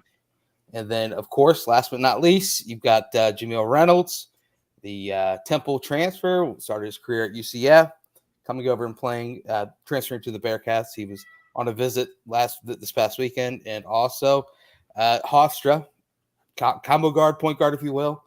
Aaron Estrada, it came out that he was also on campus. What a great name. A visit. Aaron. Oh, and with 2 A's. Estrada. Man. I thought you meant Estrada. And with 2 A's, right? But Aaron Estrada also on campus. Hofstra obviously saw their career end to the Bearcats on their home court. But, Speedy Claxton bawling his eyes out when Aaron Estrada checked out. Kind of tells me all I need to know about the guy. It's just someone that was really a monster player in that conference and one of the best scorers in the country as well. So a name to follow. But, man, Jamil Reynolds, if his tweet doesn't tell you that he's wanting to put in work and try to see what he can do and have a big season. I went back and looked at his high school tape.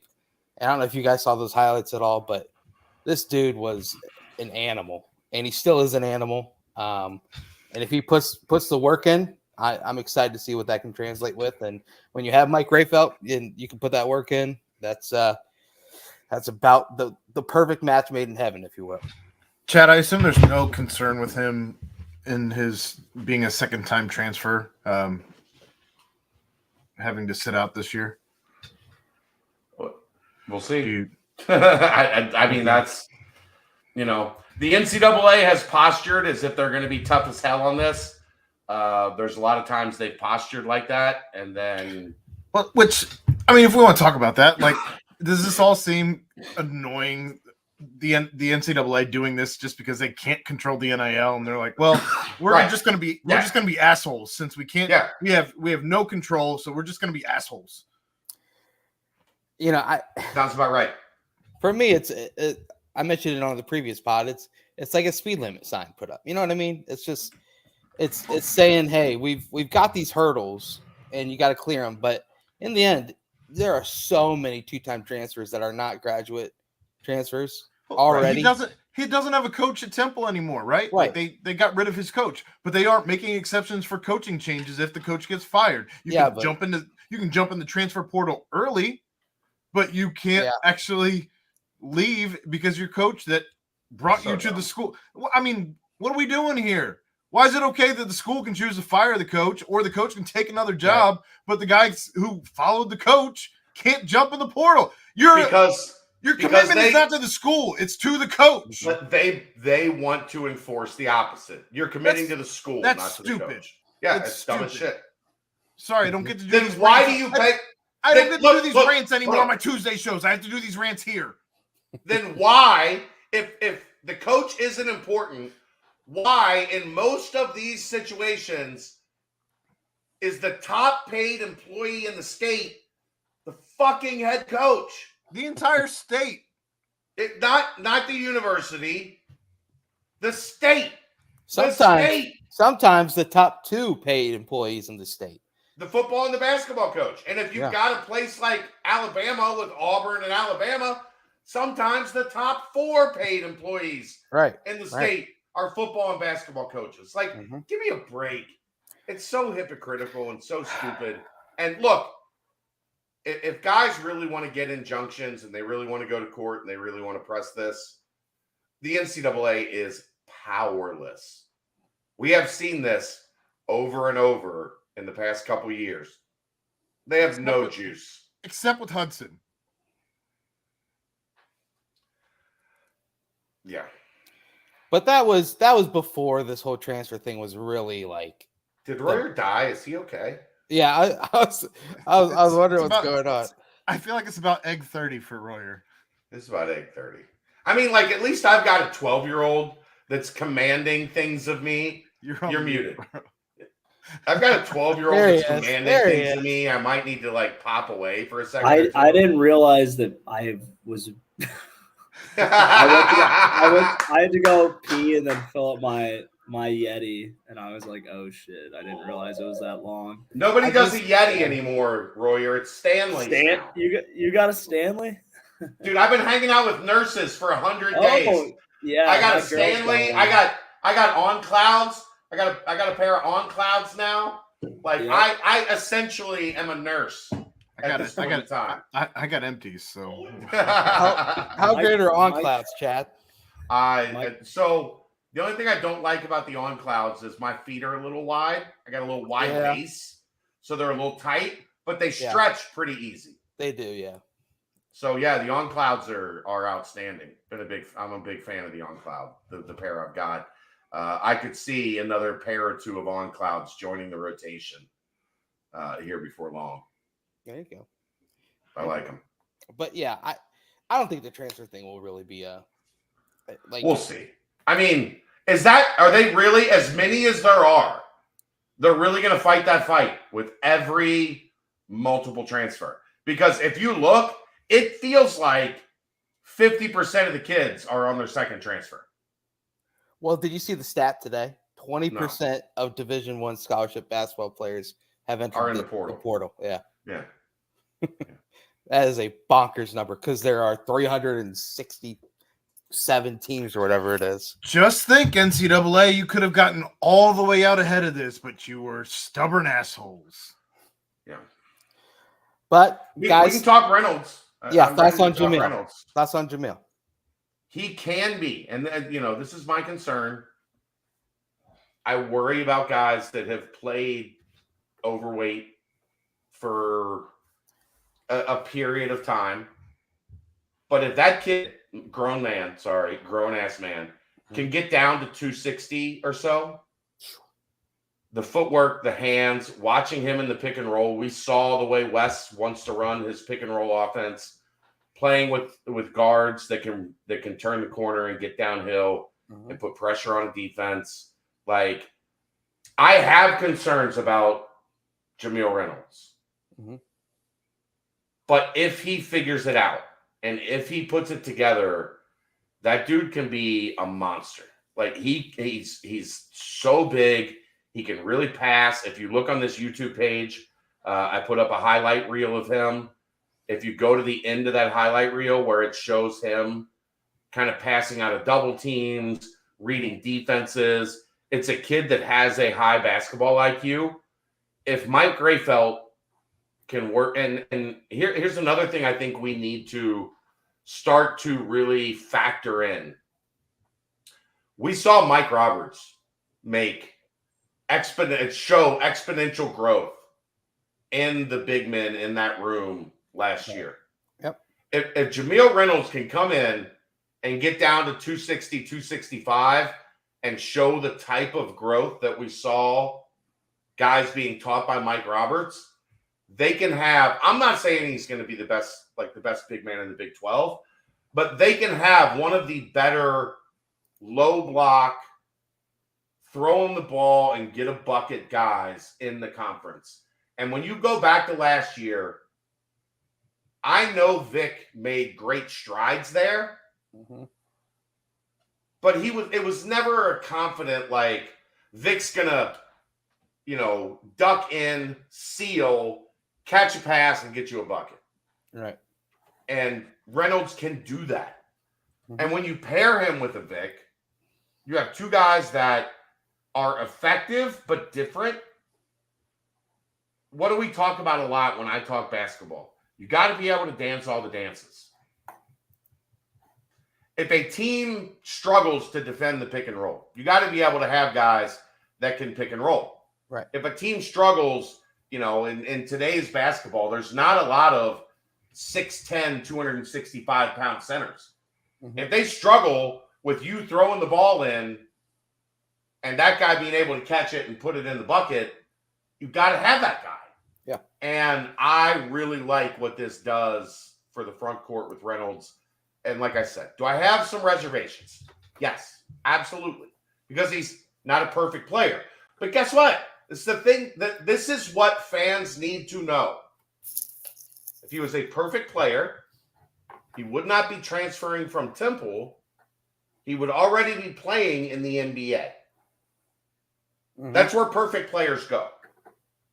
I mean, look at his high school highlights, man. That looks like a 5-star in the NBA in 2 years highlight. Yeah. It's unbelievable. But yeah, no, I'm with you. And the thing to remember with him is, like, it's a drive thing. And when you got Mike Grayfelt and then a lot of guys around you who want to put in that work. I mean, just yesterday, he tweeted saying, "Watch what I do in a year. # no more wasting time." Yeah, it's surround yourself with people that want to get better and then put in the work and see what can happen. I mean, like you said, his footwork is there. Everything's there. It's evident. Just putting in the work to take that next step is what's needed. I hope he starts doing it before a year, because a year means the season's over. Right. And I don't want him to start in a year. Well, maybe he meant like he's going to be hoisting up a trophy or something. I don't know. But anyway, now, another thing, if you remember when he played Cincy, the 2 times this year, he had one where he like missed his own shot and tip dunked it back in, scored a bunch of bunnies around the bucket, and then of course he dunks everything. He had 17 points, 5 rebounds, and 5 assists, or like 15 points, 5 rebounds, and 5 assists, or something like that, in like 17 minutes at Tulane. And we all know how Tulane was kind of play really well down the stretch. He's a guy that can do it. So, Brent, you've clearly watched a lot of tape on him. Who's he remind you of that is a former Bearcat? It's Gates.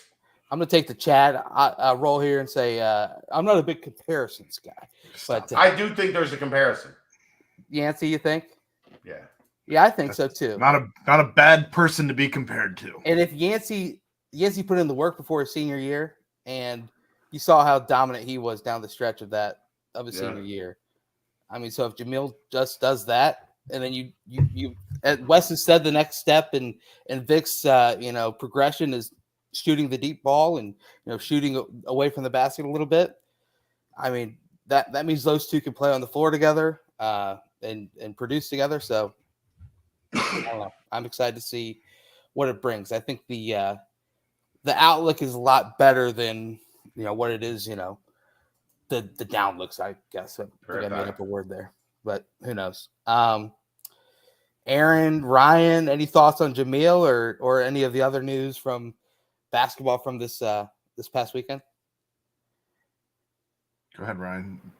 I don't know much about that stuff, but I trust your guys' opinion. Aaron, watch Jamil. I retweeted one of his highlights. I watched him during the games. Like I'm excited about him being here. I have said when we did the nightcap on him, like we haven't had a guy like him since it's been a long time since we've had a I'm going to back you down in the post type guy. And I know it's more of a dying breed. It's no longer a unicorn to have the guy who can be a big and go out and play around the perimeter. It's more of a unicorn to have a guy who can back somebody down in the post and have, go up for the 2-hand slam, posterize. So no, I'm excited. This is, old school Bearcat basketball. People have been clamoring for it. And this is the Danny Fortson, the Yancey Gates, the Eric Hicks, that style player. I'm not saying he's going to be any of those guys. I'm just saying it's that style player. As Chad, I don't agree on Hicks, but Chad immediately rolls his eyes at me. Hicks was 6'4.5". He played big though. Yeah, but when have we had a guy who even played big recently? Trey Scott played pretty big. Garrett Clark played pretty big. But they still had they had the soft touch where they could do the Kyle Washington skyhook. I wouldn't put them in the same comparison as playing. I wouldn't either. But they you could throw them the ball and get a basket is what I'm saying. Yes. Yeah. That's to me, that's playing big. Can I post you up, throw you the ball, and put 2 points on the board? Well, I'm looking more for like the Shaq. I'm going to back you all the way down, and then I'm going to put 2 hands on the rim while bouncing the ball off your head. Yeah, if you watch his highlights, it's actually a lot more than you would think for somebody his size. It's a lot of pick and roll. Like it's a lot of rim diving off of the pick, setting a great screen, and then rim diving and getting buckets. Corey's another guy I think Corey's a fair. I think Corey was probably underused, not misused, but underused. Yeah. Oh, DeBerry dominated like the underused tournament and then in the game against Purdue. I mean, unbelievable. But yeah, I mean, Jamil had 14 and 12 against Nova. 15 and 7 against Vandy. 17 and 9 against Rutgers. 21 and 8 against St. John's. Like this, those are all Power 6 schools. Tournament level teams, and then he got hurt and had to. He was out for a while, and he then broke his wrist, and he gained 25 pounds while he was out. Brent, what's not to be excited about though? When you have right now the 4 that you're running out as your 4 big men are in no particular order: Jamil, Vic, Sage, and Odie. I still want to proven. Vic made a lot of steps of protecting the rim, but having another rim protector would obviously be Jamil averaged over a block a game. I mean, yes, I hear what you're saying. A lot of that about Jamil that's interesting is what does he look like as a rim protector if he loses 25 pounds? Yeah, where he's more active and has a better ability to get off the floor. He had 8 of his 24 blocks in 2 games. So the average is a little. Which was, again, but that was early in the year before the wrist injury. Well, the 5 was and he gained against 25 Tulane pounds. the last game of the season. So it's kind of I hear what you're saying. I just don't know that at this point right now, the way that the roster is currently constructed, that you use another spot on a 4 or 5. Look, you got a guy that scored 10 points a game.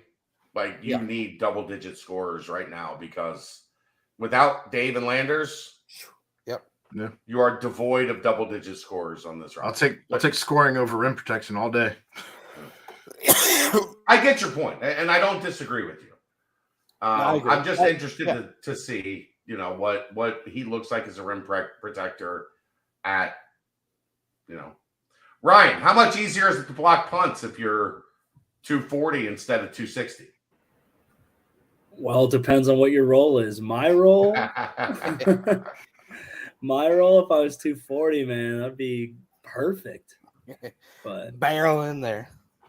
Get a little more speed downhill, carry some ass behind you.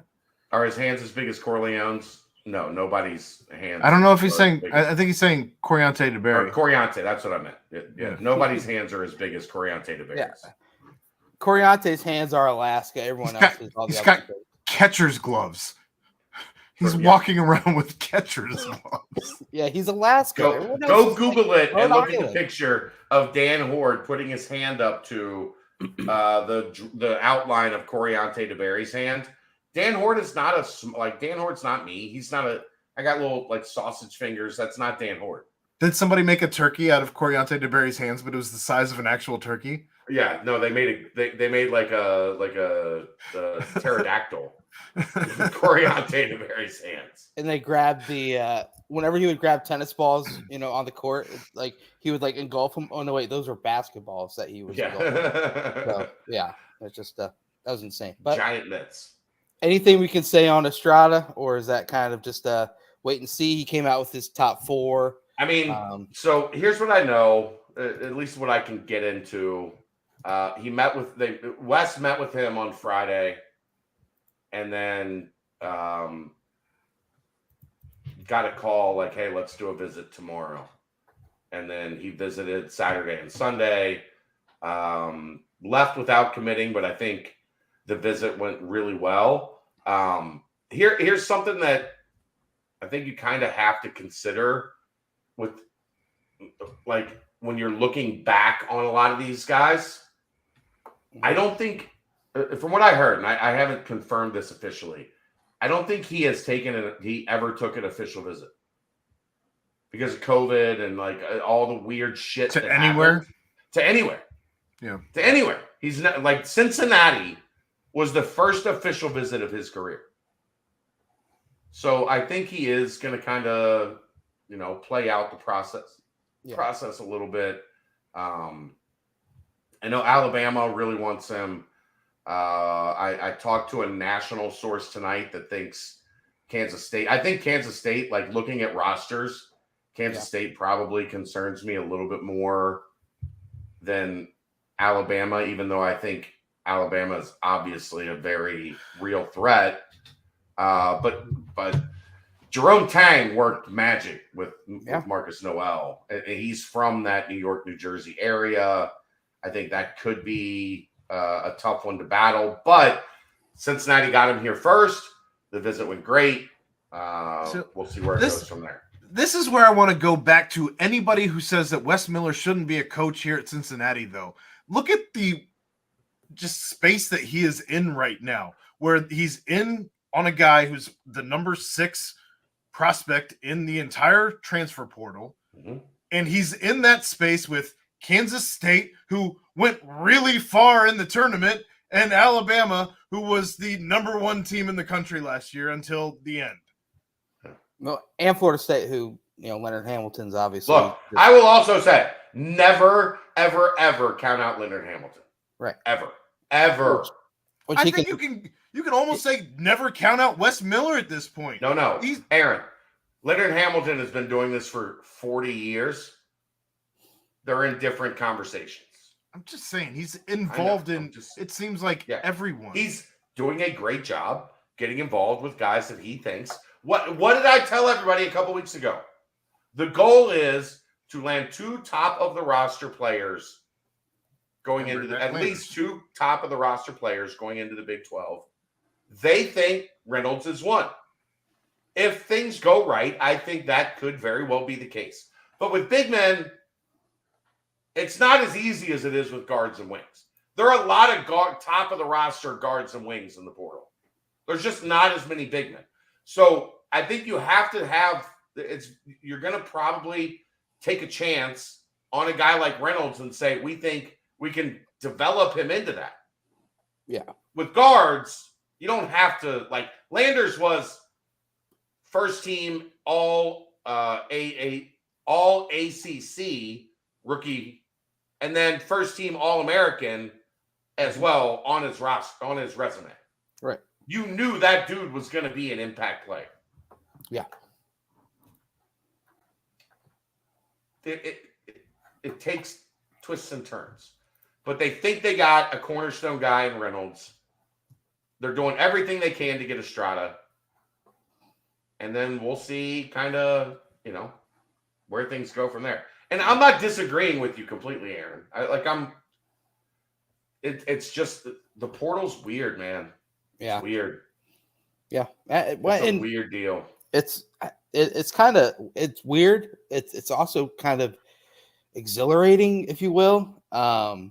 Obviously you want the Bearcats to do everything they can to come out looking great and filling spots, but every team in the country is working in the portal. It is a crazy thing right now, and it's something where players will decide where they think is best for them to further their career, whether it be one thing or the other. And I think Cincinnati's been able to show under Wes Miller, you can improve your draft stock, you can be a part of a movement where there are highly rated recruits coming in to continue the upward trajectory that Wes and the team is on. There's a lot of things pointing in the right direction for the Bearcats, and especially for these players that want to transfer in. Here's the other thing, and Reynolds echoed this in some comments about his commitment. Players just connect with Wes. Right. Like, for whatever, and I know I get it because I've dealt with him for a long time. I understand what that reasoning is. Mm-hmm. He's got that personality. He's played at the highest level. He's got a championship ring from North Carolina. Like, he resonates with guys. Is that always going to be the answer? No, it's not always going to be the answer.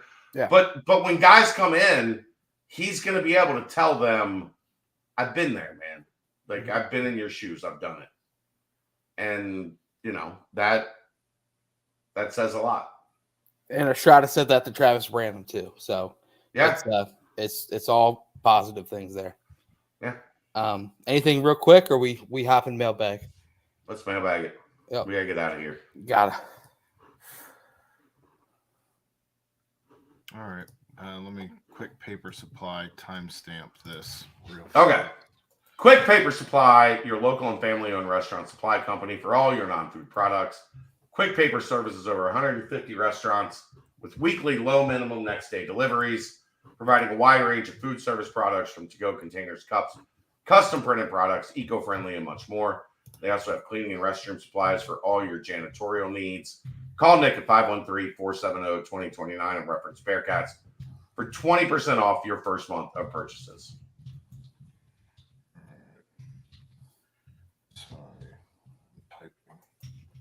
You're good. You're good, Aaron. You're a good typer. Typer, no typing. But yeah, should be. Just one last thing on the portal as Aaron's doing what he's doing. The movement has been crazy, and it's something that you need to be patient about as well because it's ever changing. So we'll see what happens. Aaron, take her away. All right. Football is what we covered. The only questions in there were for Tyler. So moving on to the basketball portion of the mailbag. And I apologize. I didn't go back to look at anybody's questions from last week. There was a lot going on. And yeah, that's fine. All right. So the basketball portion of the mailbag. Are there plans to have the new women's basketball coach on, perhaps with some assistance, as Chad has mentioned past history with at least one of them?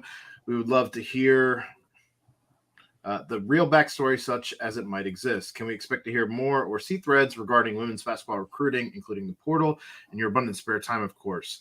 Might this be an opportunity for a student intern, perhaps? Granted, the women have not done a whole lot recently to get the fan base excited, but then neither has men's baseball. Should there be threads in the banks for all of our non-priority sports? No apologies for the multi-part question. You guys can do that. You guys can start all the threads you want. You guys can talk about whatever you want to talk about.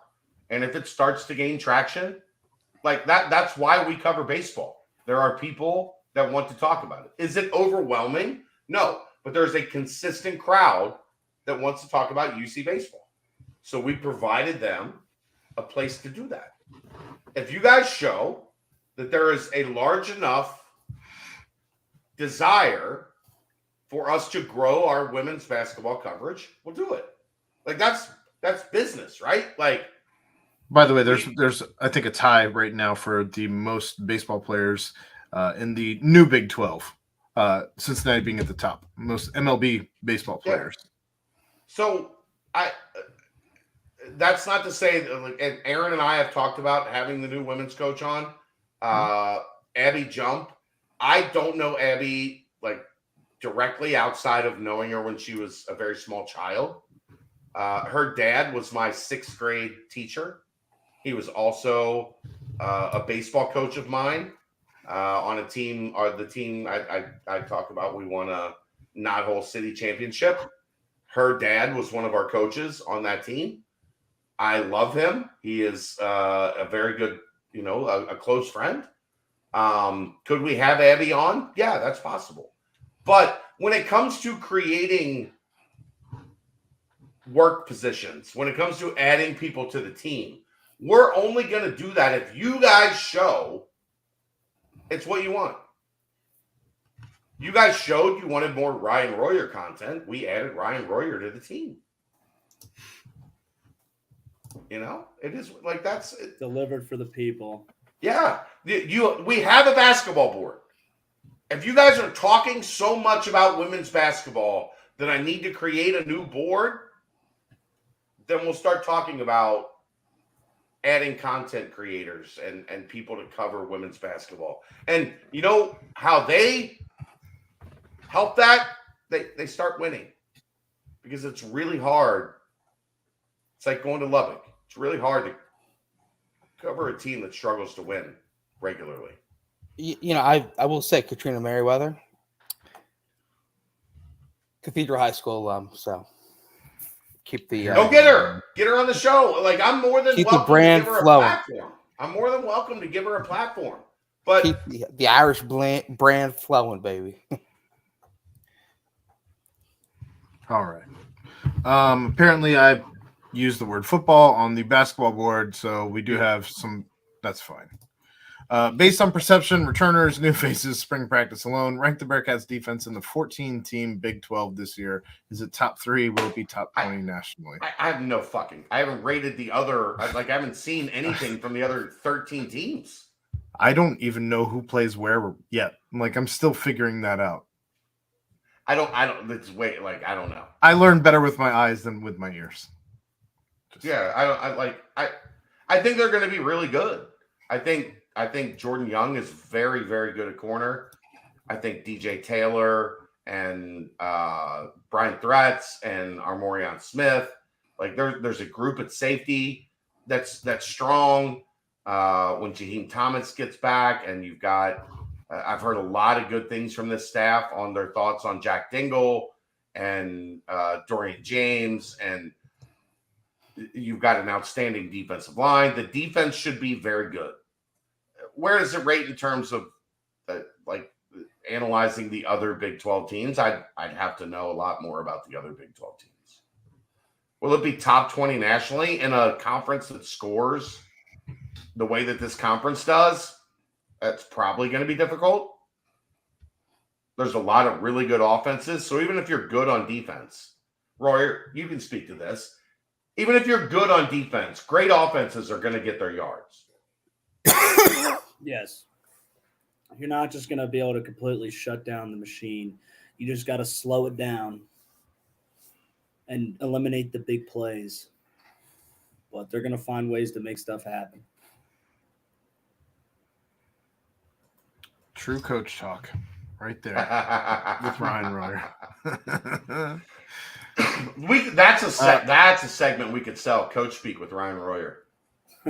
So we take the mailbag questions, and Royer just like fickles them up. Look, I live under a rock. Richard. I don't know where anybody else is going to be ranked nationally. I live under a rock. I haven't watched any football since I was 15 years old, back before I was even wrestling. I ask this every year and always forget, but do we know when the 4 new guys will be on campus? Apologies if you covered that already. I haven't covered it already. It's generally just when they graduate from high school. Some places like Dan was caught up last year. Philly is a state that for Philadelphia It's a city. is a city In a state. in Pennsylvania. There it is. High schools in Philly generally graduate like later in June, like second week of June. So that messes with some of like the when can you enroll in classes for summer. Generally, as long as they have like standard graduation dates, it's that first week or 2 of June. But graduation dates can mess it up a little bit. All right. Chad, have there been on-campus visits that are being kept quiet? No. Do the national recruiting rankings include portal transfers, and who and how determines a portal player's ranking? There are national recruiting rankings for high school players. There are national recruiting rankings for portal transfers, and the national team hired by 24/7 to evaluate such things are the one that determine a portal player's ranking. They have been working on like a mix, like a way to combine portal and high school and make like a cumulative ranking. I don't know how you necessarily do that, but I'm sure they'll come up with some kind of algorithm that'll make it something that we argue about for years to come. Hooray. How hard or easy will it be for the guys who transfer twice but aren't grad transfers like Reynolds, Cisse, and potentially Hensley to get a waiver? Are there concerns that some or all of these guys will have to sit out a year before playing? Yeah, there's concern. I don't think we talked about this a little bit ago. I think the NCAA is no bark or all bark, no bite, but this is one thing that if they really wanted to be assholes about, they could be. And generally when they can be, they are, because they're getting their face kicked in on every other thing.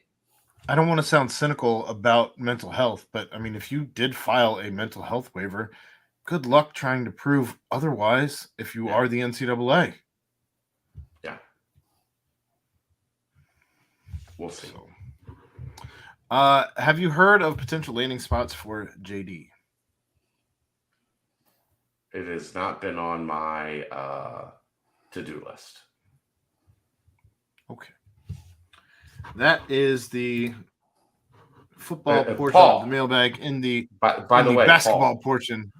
I can't have Abby on until she's officially hired. I don't think that's happened yet. I can do whatever I want. I don't work for UC. I love you, Paul. I can do whatever I want. I don't work there.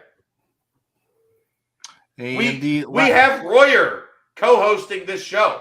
You think the people at UC are happy about some of the stories that have been told on this show?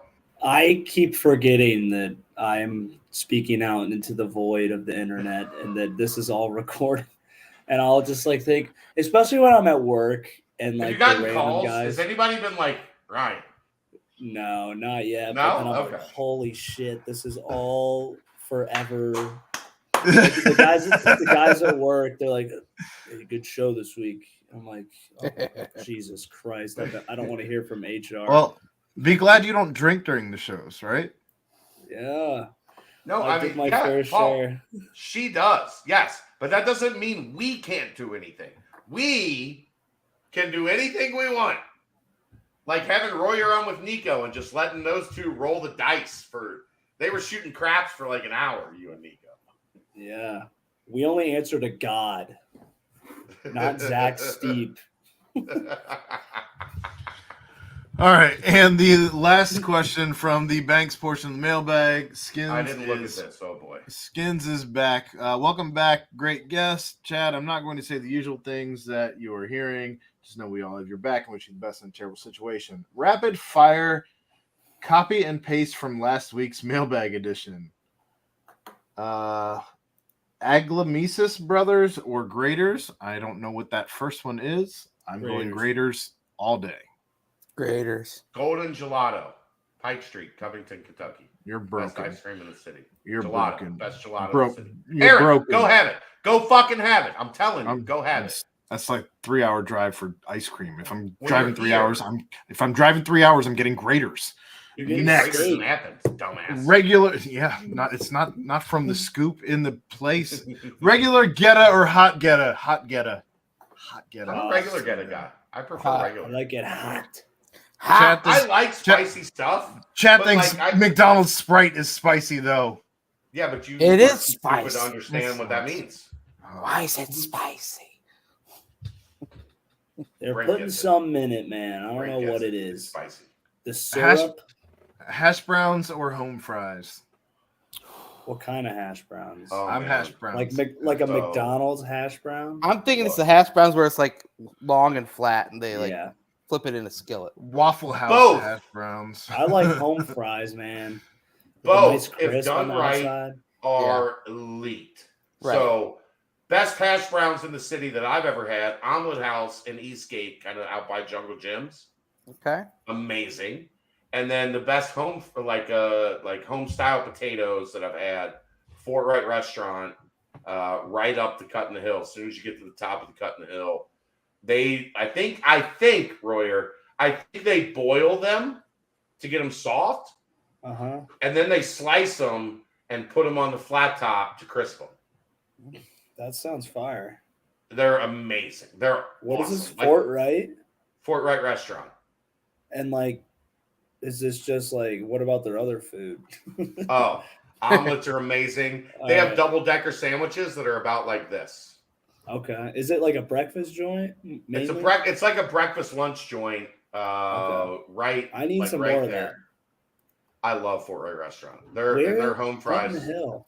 I don't know. So where that you is. go up the hill on 71, 75, Yeah. and yeah, as yeah. soon as you get up the Cut in the Hill, it's the Kyle's Lane exit, right at the top of the hill, and Always it's right there. talking about these Kentucky spots that no one's ever. I going talked to, about 'cause Omelet they're in House in Eastgate is the because they're best in hash browns. Kentucky. I know. Those are the best. The Omelet House in Eastgate's the best hash browns I've ever had. They put that shit on my plate. I was like, I'm coming here forever. I'm coming to eat these hash browns forever. Is that the same as Fort Wright? Is it does all the other shit hold up? Small mom and pop, It's in a gas station parking lot. It is. The Omelet House is in a gas station parking lot. It's connected to a gas station. There's like Goated. 12 tables. There's 12 And it's tables. not even like a good gas station. It's like an Ameristop or something. Yeah, it's bad. It's bad. Do But people but- know about it? Like, is it Not kinda really. like a hit? It's, Not really. You walk in and get a table. It's yeah. but it's crowded, but it's not like there's nowhere to wait if you did have to wait. You go wait in your car in the gas Go to the station gas. parking lot. Go to the gas station. You go here. T-Win's right. It is spicy. It's got some. It's got some spicy. heat. There's It's some spicy. on that. I can't Why handle is- you people. Why is It it hurts spicy? your mouth, You, but it you feels people. so good. Why is it You spicy? people. It's delicious. It hurts, but it feels so good, man. All right, and the last question, follow-up question: when playing Madden and creating yourself as a player, what position do you go with? For me, I tended to make myself into an Aaron Donald-like defensive tackle. Wide I've receiver. never heard that. Yeah, me neither. I always did running back. Wide receiver. Quarterback. I always did franchise because I wanted to be in control of the whole fucking team. I didn't ever want to be a player. You never did Road to Glory or I- any of No, that stuff? no, My waste. God, me and my brother did that so much. Give me Same franchise. players, like, it's crazy. That was fun. Quarterback, baby. Always a scrambler. That's the mailbag. Get us out of here, Brent. All right. Anything else, guys? We're at 2:20 right now. Thank you, good? everybody. Yeah. Thank you. And we've had a lot of great guests. Tyler Scott is in that.